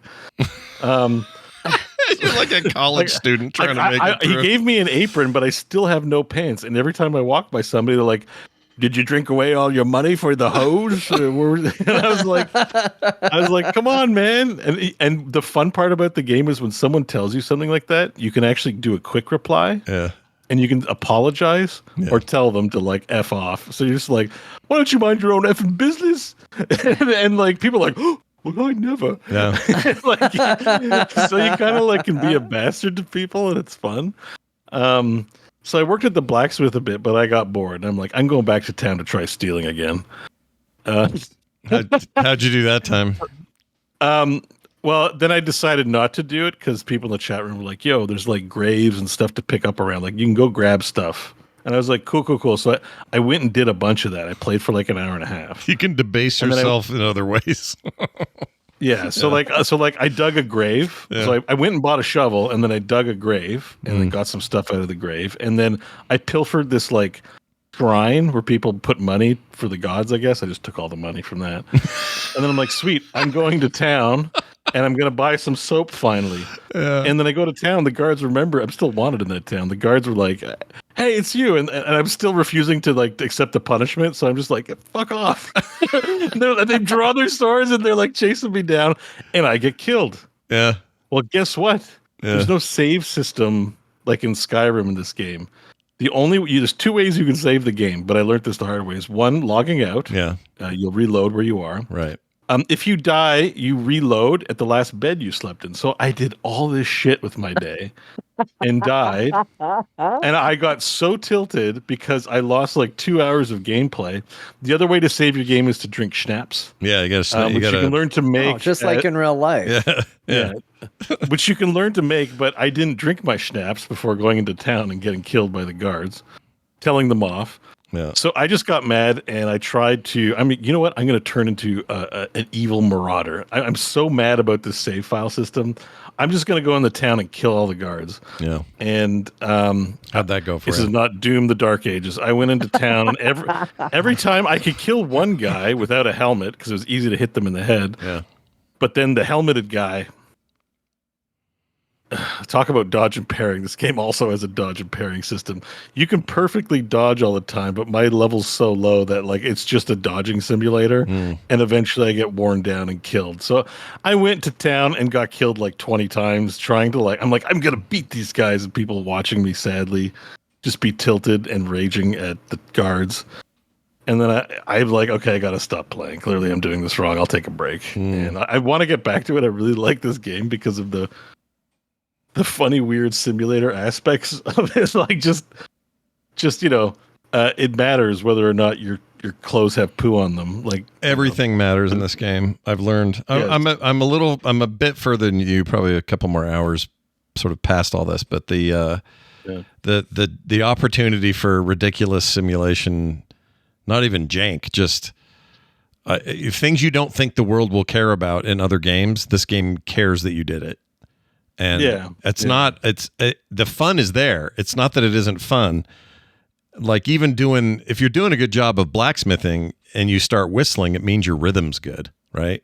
So ding, that's the thing. The mini games are so detailed. Like blacksmithing is like you have to sit there and hammer for 10 minutes to hammer out the metal. Yeah, and how glowy and hot it is depends on how. If it's not hot enough, you put it back in the fire and you stoke the billows and you bring it out. Yeah, this isn't like Elder Scrolls where it's just like pick from a menu, have the ingredients, and wait a few minutes, and boom, you're done. It's like you gotta pour the wine, lower the thing, boil it, bring it up, pour the spice in, lower it again, stir. And I really like the alchemy thing. I thought that was cool. I got Alchemy's into that. Cool. Yeah. No, I like it, but it's one of these nerdy ass games. Like if you're into like medieval history, you will jizz in your pants so hard at this game about how much it's like European life, right? You're just like, oh my god, they simulated everything. Like horseshoes, probably. There's what was laundry like in 1432? Oh man, the laundry's so accurate. I love this game. It's how like laundry was done in 1432. It's amazing. Look at you digging up graves, grave robbing, dude. I love it. Yeah, I love it. So there's a real joy to this, but there's like a learning. Like I need to learn how to be a proper human being. Can I say this real quick? Look at this screen. So this is your inventory screen. I won't pause. There we go. This is one of the most ornate, beautiful character inventory screens I've ever seen. In particular, where he's standing there and you can rotate him and stuff. But he's like inset in this beautiful, ornate thing, like you're in some kind of queen's dressing room or something. It's like a cathedral or whatever. It's really something. The game just like spares no expense on that front. It's really cool. No, This game is like fantastic. I think depending on how like the game progresses and stuff, possible contender for game of the year. Like it's really good. The forest, and the first time in an open world video game, the forests look like photorealistic forests. Like there's no fantasy trees or weird shit going on. It literally looks like a pile of trees that you'd see like in, the countryside. And I kind of I just haven't played a game that does. Speaking of things that do differently, it's like everything's got a weirdness to it. This game actually I just appreciate that it just looks like a countryside. It's like you're taking over a unit in like Age of Empires, and it's like Sim City to Sims kind of level of simulation. Yeah. It's crazy. That's why I call it. I just like calling it poverty. But Elder Scrolls, like there's no magical trees. It's all just regular world stuff. Yeah. But I'm enjoying it, and like out of Doom kind of took over my life, but this was the game I've been thinking about the most. There's like something here that demands, like, I want to get better, and I want to like develop my character, and I want to be a human being, not a grave robbing pile of dirt. Yeah, I mean, it's kind of funny just how like it's like in real life when you get desperate, you're like, I guess I'm robbing. I don't know what drives a person to rob a grave in real life, but like I feel like I got a bit of a taste of that, where it's just like I can't rob anybody. My reputation's dog shit. Mm-hmm. and like I guess I'm just I guess it's kind of sad. I'm not even good enough to rob anybody, so digging graves, that's how you get the grave digging, I suppose. Yeah. But I have had 2 offers for jobs. I should go back to the blacksmith and work like a real human being until I earn enough money to get out on my own, So, yeah, and you'll get better at the stuff you do for him. The more you do them, they'll make more money on the things you sell, and that stuff ended up being kind of lucrative for me. I did pretty well with the blacksmith stuff. I liked what I played thus far. It was the beginning hook I found very hooky. Like I was like, I only played an hour of the first one. It didn't really hook me. I got gifted it, so thank you. I can't remember. It might have been. It's either Shatterproof or Pop and Fresh, I think, who gifted it to me. Never see those guys in the same place. Maybe the same person, as far as we know. Oh, yeah. New conspiracy unlocked. But I'm very grateful for the gift and for trying it, because I think they did a way more better job of just making the opening like. It just has a lot of fun personality. Again, it's all in Sir Hans. Like, he's such... Like, obviously he's your friend, and he does a good thing and saves you, but he's such just a pud. Dainty, noble asshole, like, good for nothing. Like, literally that part where it's... So, it's a minor spoilers, but it's worth sharing, because it's funny as hell. And I don't know if you'll play it, John. You don't mind spoilers. I'm going to play it. It was gifted, but it's fine. It's a small thing, but there's a point where, like... all this bad stuff's happened, and you're at an inn, and you don't have enough money to even cover your meal. So the barkeep's like, you'll work off the rest. And it's like, what do you want me to do? Just move those 5 heavy bales of grain. Oh, right. Yeah. Like, oh, okay. And then she's like, you should ask your buddy to help. It'll take you like no time at all. So you go to Sir Hans, and you're like, listen, she wants us to move 5 piles of grain. You want to help me? And he's like, I'm a nobleman. What if... I know no one knows that right now, but if someone sees me working, they'll think I do work. I can't have that. Like, I'm a nobleman. And you can make dialogue choices, and you can be like, dude, it's 5 things of wheat. Like, you're partially responsible. We're in this together. Help me. Like, you can argue with him to the point where he gets super irritated. And the net result is you're like, fine, I'll do all the work, I guess, since I'm not a nobleman. Yep. But then as you're like taking the wheat in, he picks a fight with somebody. Like, there's this escalating argument that happens, and you're like, that causes a huge problem. And you're just like, can you not keep your head down? You know what I mean? Like, it's just like, I was like, this little shit is not getting into an argument while we're like super poor and in the good graces of the barkeep. And I genuinely felt like a real annoyance at the character. Yeah. Like that. Like, it ends friendships, and they did a good job of reproducing that emotion that all of us have probably gone through with a real friend in life, where you're like, that's it, I can't do this with this person. Like, this asshole was too good to help me, but not only did he not help me, he got us put in the stockades because he couldn't help but have his ego crushed by some... It's wild how it works. By some villager that he could have just not interacted with. It's pretty funny. Yeah. I almost redid that fight in front of the old ladies, the old crone's hut, because I wanted to know if I could have talked those guys out of a fight. Did you end up fighting them, or did you not fight them? Yeah, I fought them. Okay. Yeah, they're clearly lying about being... I got a hint. Like, she says, like... I know you're wearing the king's colors, but you're wearing it wrong or something like that. Like there was a hint that like she definitely thought these were bad guys. So I just fought them. I didn't even bother trying to talk them out of it. And I needed to learn the digging grave mechanics, so it was probably good. Like honestly, like best introduction to mechanics is just like you have a dead body and you got to bury it so that it's a vector for disease. But then when you bury it, you get dead body stink on you, and you got to wash it off. Yep. You got to go put it down by the river because the further from the crops, the better, and closer to the river will help with the smell. And it's like all these things. But it doesn't feel like flower picking. You got to pick flowers. I don't like games that feel like work, but this game is doing a really good job of skirting the gamification of it, so that you feel like you're doing these realistic things. But it's not so much that I'm like, geez, let me just play a video game. They're skirting that. It's kind of amazing so far, anyway. How good that feels. It's weird. I know what you mean, but I just need a moment to acknowledge I don't like the quote. I don't like video games that feel like work. Scott Johnson, number one fan of chore core video games. No, good point. The thing is, though, Power Wash Simulator Johnson. But those games like Power Wash Simulator are so gamified that they really don't accurately portray real life. You know what I mean? Now that John mentions it, it is like the medieval chorecore game, really. Yeah. Like everything's a chore. Robbing people's a chore. Yeah. Blacksmithing's a chore. Fighting's a chore. Raising your sword and having it in the right angle and blocking that's all a bit of a chore. You know? Combat's a chore. Yeah. The whole thing. It's Kingdom Come Chorecore.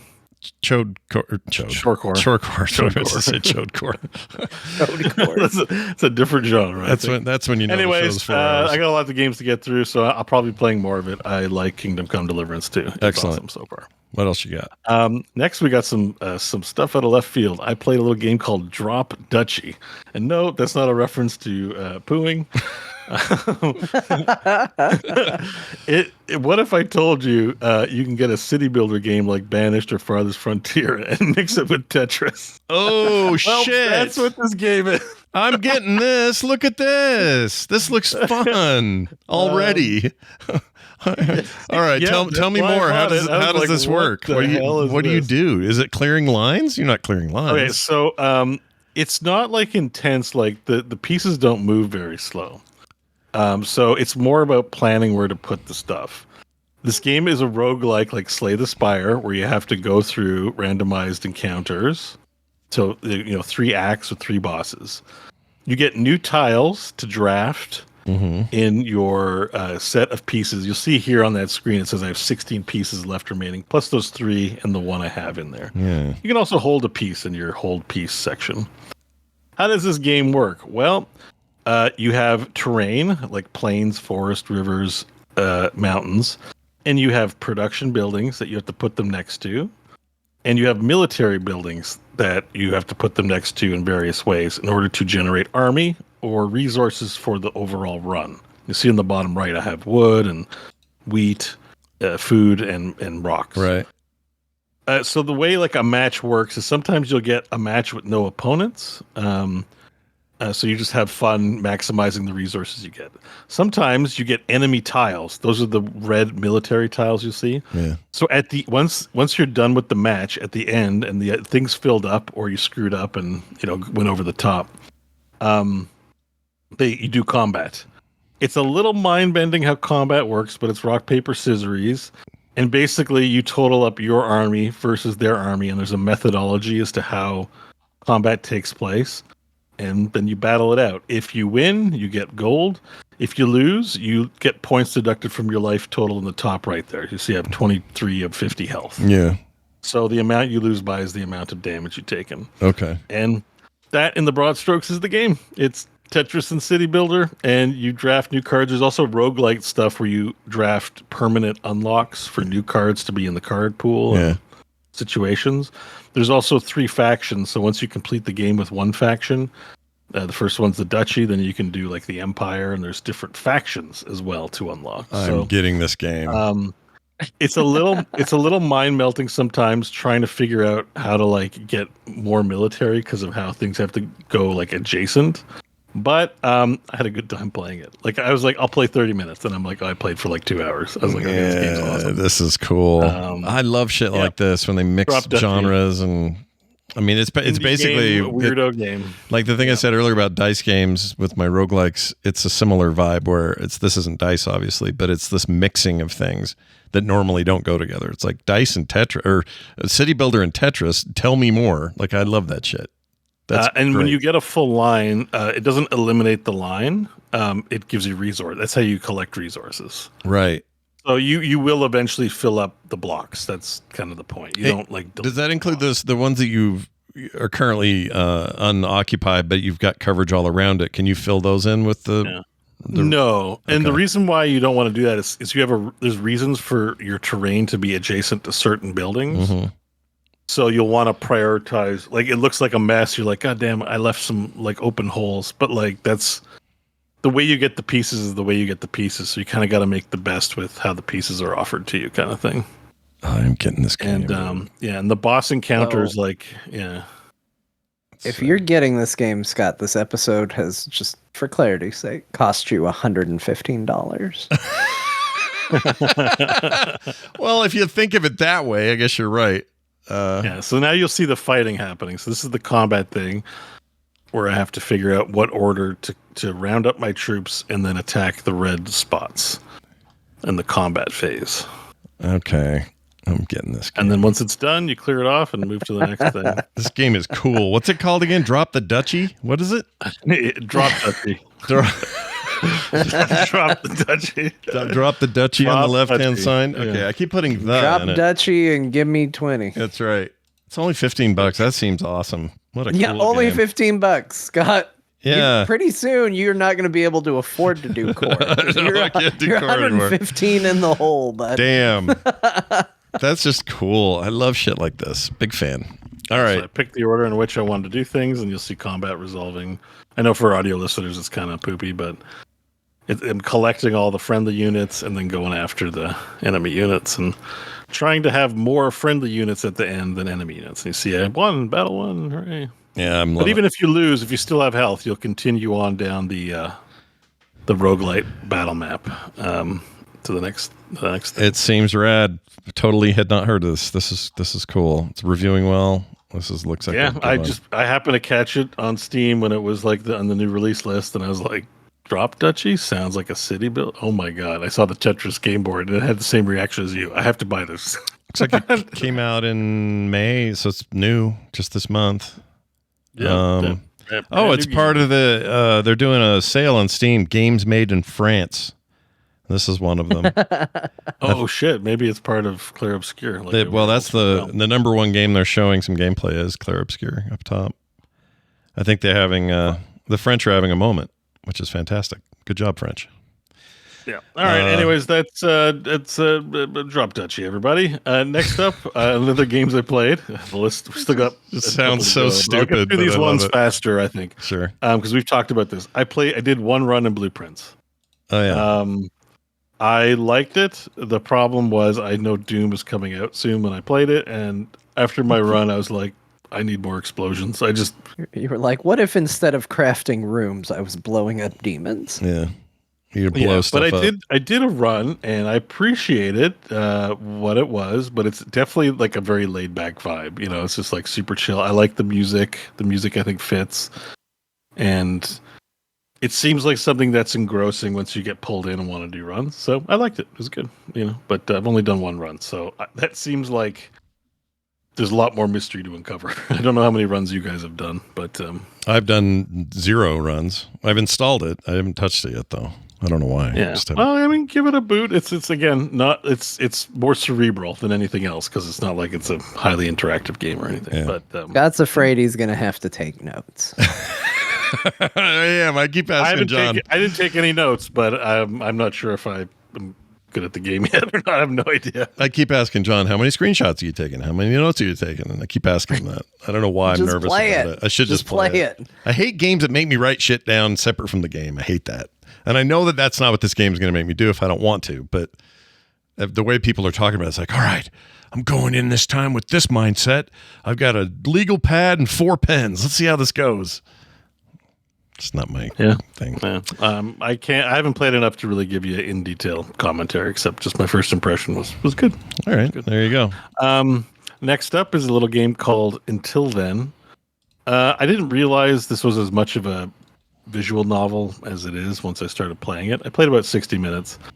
What kind of sold me was it has really good trailer music, and the animation style is like pixel art. Kinda So like it it, intrigued yeah. me. And the way they showed it was pretty cool.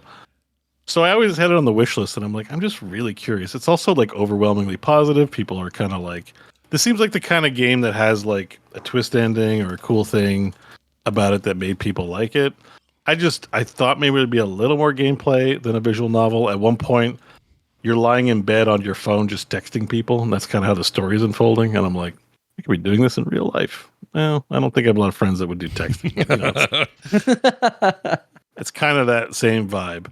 However, I played an hour and it was interesting. I really like that trailer music. It really went a long way to pushing me into the purchase button. Look at these people bobbing. They're all bobbing. Are they all okay? They have That's one thing I noticed is just, everybody like animates like they're in Street Fighter 2 idling. They're all in the rhythm of the universe. Yeah. Yeah, they just all kind of do that, and that's just how it goes. But the game is like, it's a student who is like, parents are away, so he's on his own.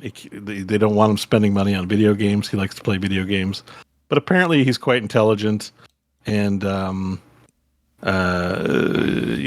he's slacking for a school project, so they're getting it done last minute.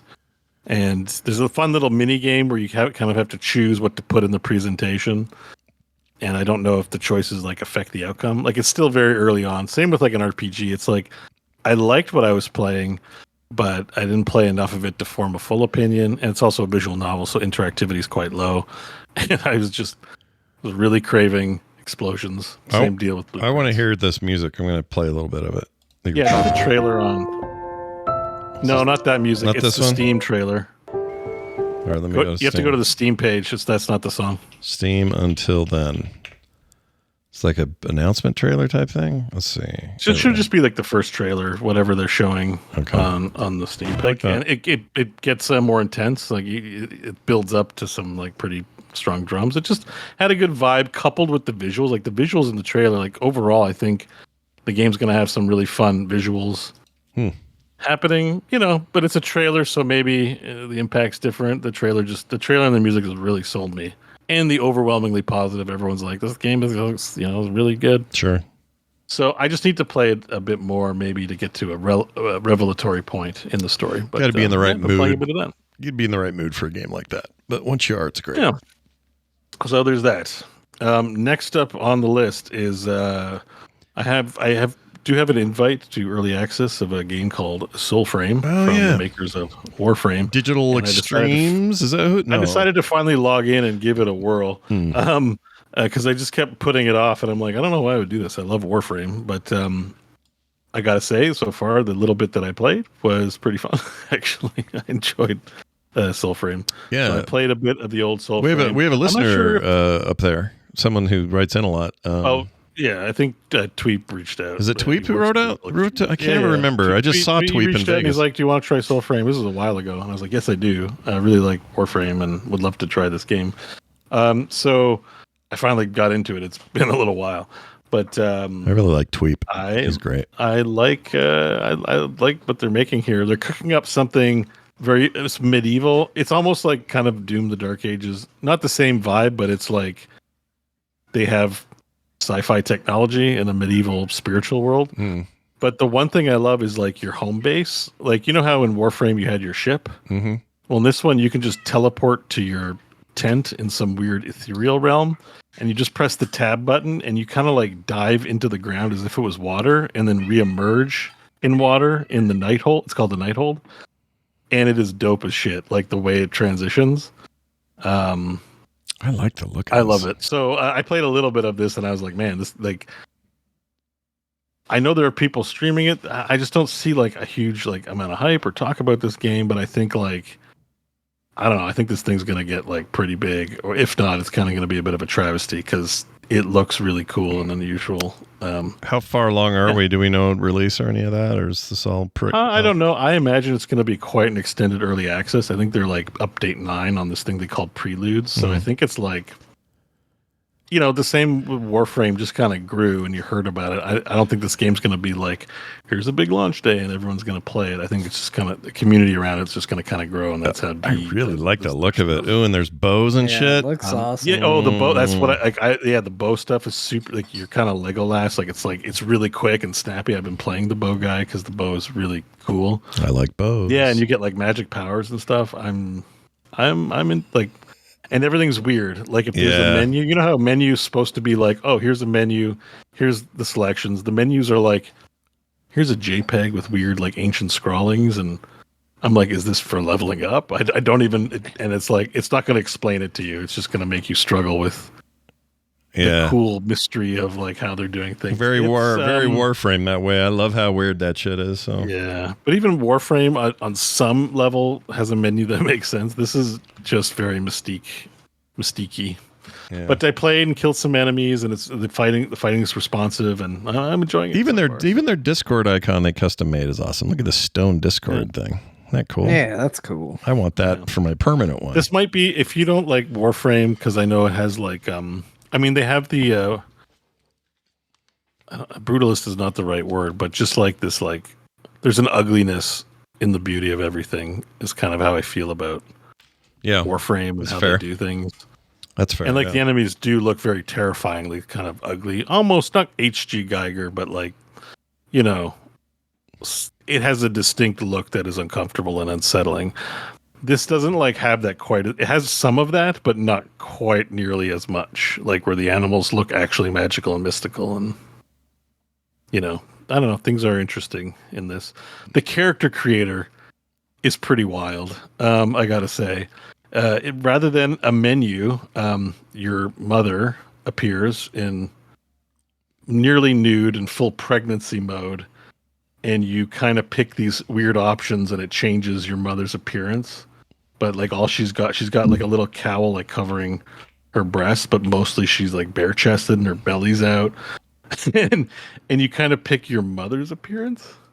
It's not really how I want to see my mom, but sure. All right. Cool. Yeah. Well, your fictional mother's appearance in the character selector, and that there's a bit of like unsettlingness to like how they do that, you know, which is interesting. You don't directly create the look of your character. You create the look of your mom, and then some story unfolds. And she births you because you get to you're building the genetics for you to. I don't even know if you get born in the traditional way. You wash up naked on a shore. There's a pretty gratuitous naked butt shot of you until you get some. I think it'd be great if you got shot out the back of some Warframe guy who's just coming down to the planet. Yeah.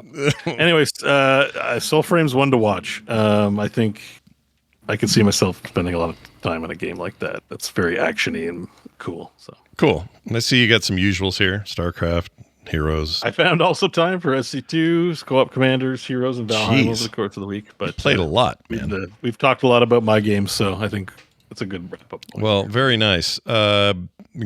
More to do right here. That's a good question. Couple of quick things. A text rather from Seth, who wrote in. And he says sent this to 10hams.com.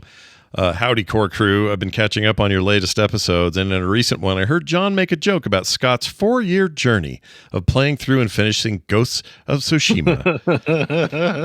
This reminds me of John's own 4-year journey to finish a game, namely Final Fantasy X. John, as I recall, this is him talking, you recently got a new Doghouse Systems computer. This might be a great time to return to your Final Fantasy playthroughs. I'm looking forward to the 2025 episode of your Final Fantasy X run. What do you say to that, John?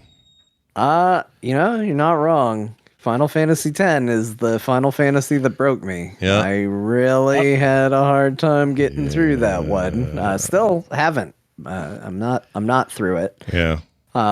Which is always hard to say because 10 is a lot of people's favorite game, and truthfully, I'm not having the best time with it. What happened? Now I know why Scott didn't want to spend $100 on this house. My boat. This guy to write in my boathouse. Yeah, get the heat off of him for his Ghost of. Oh yeah, this was definitely $100 on this guy to get him to write in. Definitely part of my evil plan. Was to, I do need to get to it. I ended at a really weird spot. Like there's a big battle popping off, and it was maybe one of the most obnoxious songs I've ever heard in an RPG ever. Was playing, and that's where I stopped. And I need to get back to it. Honestly, I need to get back to streaming. Right now, the new computer is not hooked up to stream anything. So I've got a lot of steps I still have to take. If I want to get back to that, I have to get the setup put back together, and I have to get back to it. But I do intend, as I have for a long time, to finish it. I do not want to... Oh, the Wraith in chat. It's been so long. Start again. No. If I had to play through Final Fantasy IX, a Final Fantasy I like twice for that series, and that was too much. I don't want to do it with 10, which I am not enjoying at all. Yeah. So, I do need to get to it though. I don't want 10 to be the one that breaks me because I'm looking forward to the other games in the series. You don't want 10 to be long. the Final Fantasy to be 10. Yeah, I don't want it to be. I mean, granted, it didn't stop me from playing and beating 16. But did you do 13 yet? Any 13 games? No, none of those yet. I mean, I've played them in the past, right? Like I've put time into it. I think 15 is the only Final Fantasy I have put 0 time into. I've never played it, never touched it. That's I've seen hilarious. a little bit of it. Because I have played more 15 than you have then. I played about 4 hours of 15 years ago. Yeah. I don't know why. So that's the only one that has 0 time. Like even 11, the MMO, I've put a lot of hours into 11. So that's the only one I haven't put any time in. I have played a little bit of 13, and I liked 13 okay. 11's still going, right? You could log into 11 and play 11. Yeah. Yeah. There's part of me that was tempted to because they're doing tributes to it in 14 right now. Are they? So, yeah. Excuse me. Jeez, sorry. My goodness. I couldn't reach the cough switch in time, but does 8 ever do, or sorry, 11 ever do tributes to 14? Do they ever go back and forth? Do you know? I don't know if they've ever done a crossover in that direction. I know 14 has done a lot of connected things, but I don't know if it's ever been the other way. All right. Well, watch for something coming from John. I have a very important voicemail now. This really requires everyone's attention. You know, we waited a long show to get this on here today. Really important stuff. This came to us at 10hams.com. Listen carefully. I don't have a name. I just have the call. All right. He didn't leave a name. Here you go.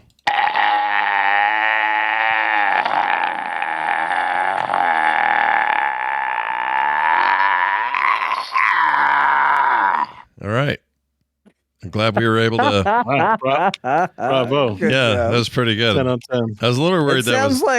Sounds like Palpatine trying to climb back and stand up in episode 3. You remember that where he kind of like awkwardly falls over? It's supposed to be the biggest threat in the galaxy, taking out Yoda, but he sort of ends up somewhat on his side, and like he's like, trying to get back up. It is like That's what that. it reminds me. Yeah, of. but it holds 10 seconds of that. I don't know who to credit for it or what the. I'm trying to find meaning in it, but if that person wants to let us know what they really meant if there. you're gonna create art, sign it. Yeah, yeah. Unless he was taking a shit, I don't want to know more about it. But whatever you were doing, thank you for sharing it with us. I wonder what inspired that. I don't know. Big old lake run. Who knows? I do know this, though. We're done. Hey, one before we go, though, we got a list of people who signed up this week. Fantastic new people joining the Patreon. I don't know where these people came from, but thrilled to have them.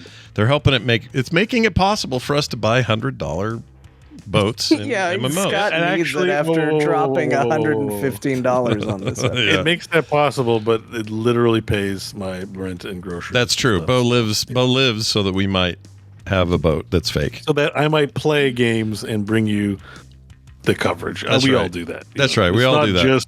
It's not just all hookers and blow. I feel like, It's barely hookers. I don't have any blow. It's just... I believe you said, if I buy this boat, I will throw a huge party. Totally. Gonna go nuts. And in fact, I hope people bring some furniture because I'm preciously don't have enough. Housewarming gifts. Now he's Housewarming fleecing gifts. people for boat warming gifts. Oh my god.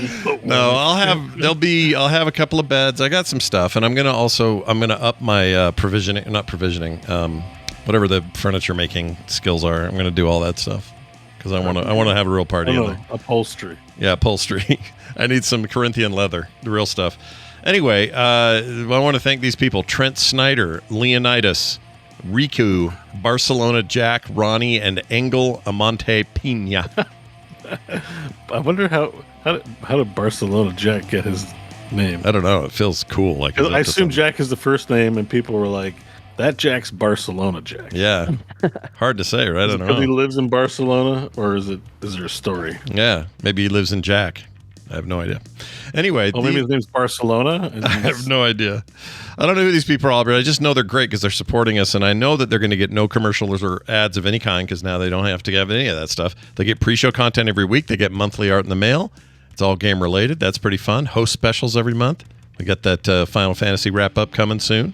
Watch for that. Maybe. Maybe. We got some backup plans in case we can't find the time. Yeah. we got put some bonus stuff out there. I think I think I got to do something. Well, it'll all come to fruition soon. Coming soon, everybody. Yeah, for sure. But if you're interested in all that stuff, check out our Patreon, patreon.com/core show. All other things, all other ways to contact us, links to the Patreon, everything else can be found at frogpants.com/core. We now hand the microphone to Grandma, who reminds us what we played today. Somehow I'm still walking the earth after this one. Not for much longer, though, so here's the games in a relatively quick fashion. Doom the Dark Ages, The Elder Scrolls Online, Ghost of Tsushima, Skin Deep, Spell Rogue, Clair Obscur Expedition 33, Kingdom Come Deliverance 2, Drop Duchy, Blueprints, Until Then, Soulframe, StarCraft 2, Heroes of the Storm, and Valheim. Oh my gosh, that was really quite good. You really nailed all of them and did it in a very timely manner. Grandma, you can stay at the big boys table at Thanksgiving. Congratulations. Nicely done. That's going to do it for us. Thank you all for listening. We'll be back next week with more. If you want to watch us live, we record on Thursdays at 1 p.m. Mountain Time, and then we go for a really long time after that. This week did anyway. Anyway, we love having you. If you want to be here live, that'd be great. For all the folks listening at home, thank you for listening. Check out the YouTube channel if you want to watch the YouTube visual stuff. That's going to do it for us. For me, for Bo, for John. We'll see you next time.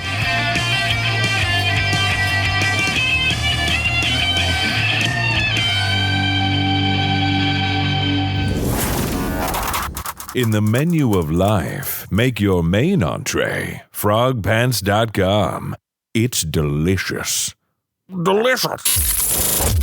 Hello, nerds.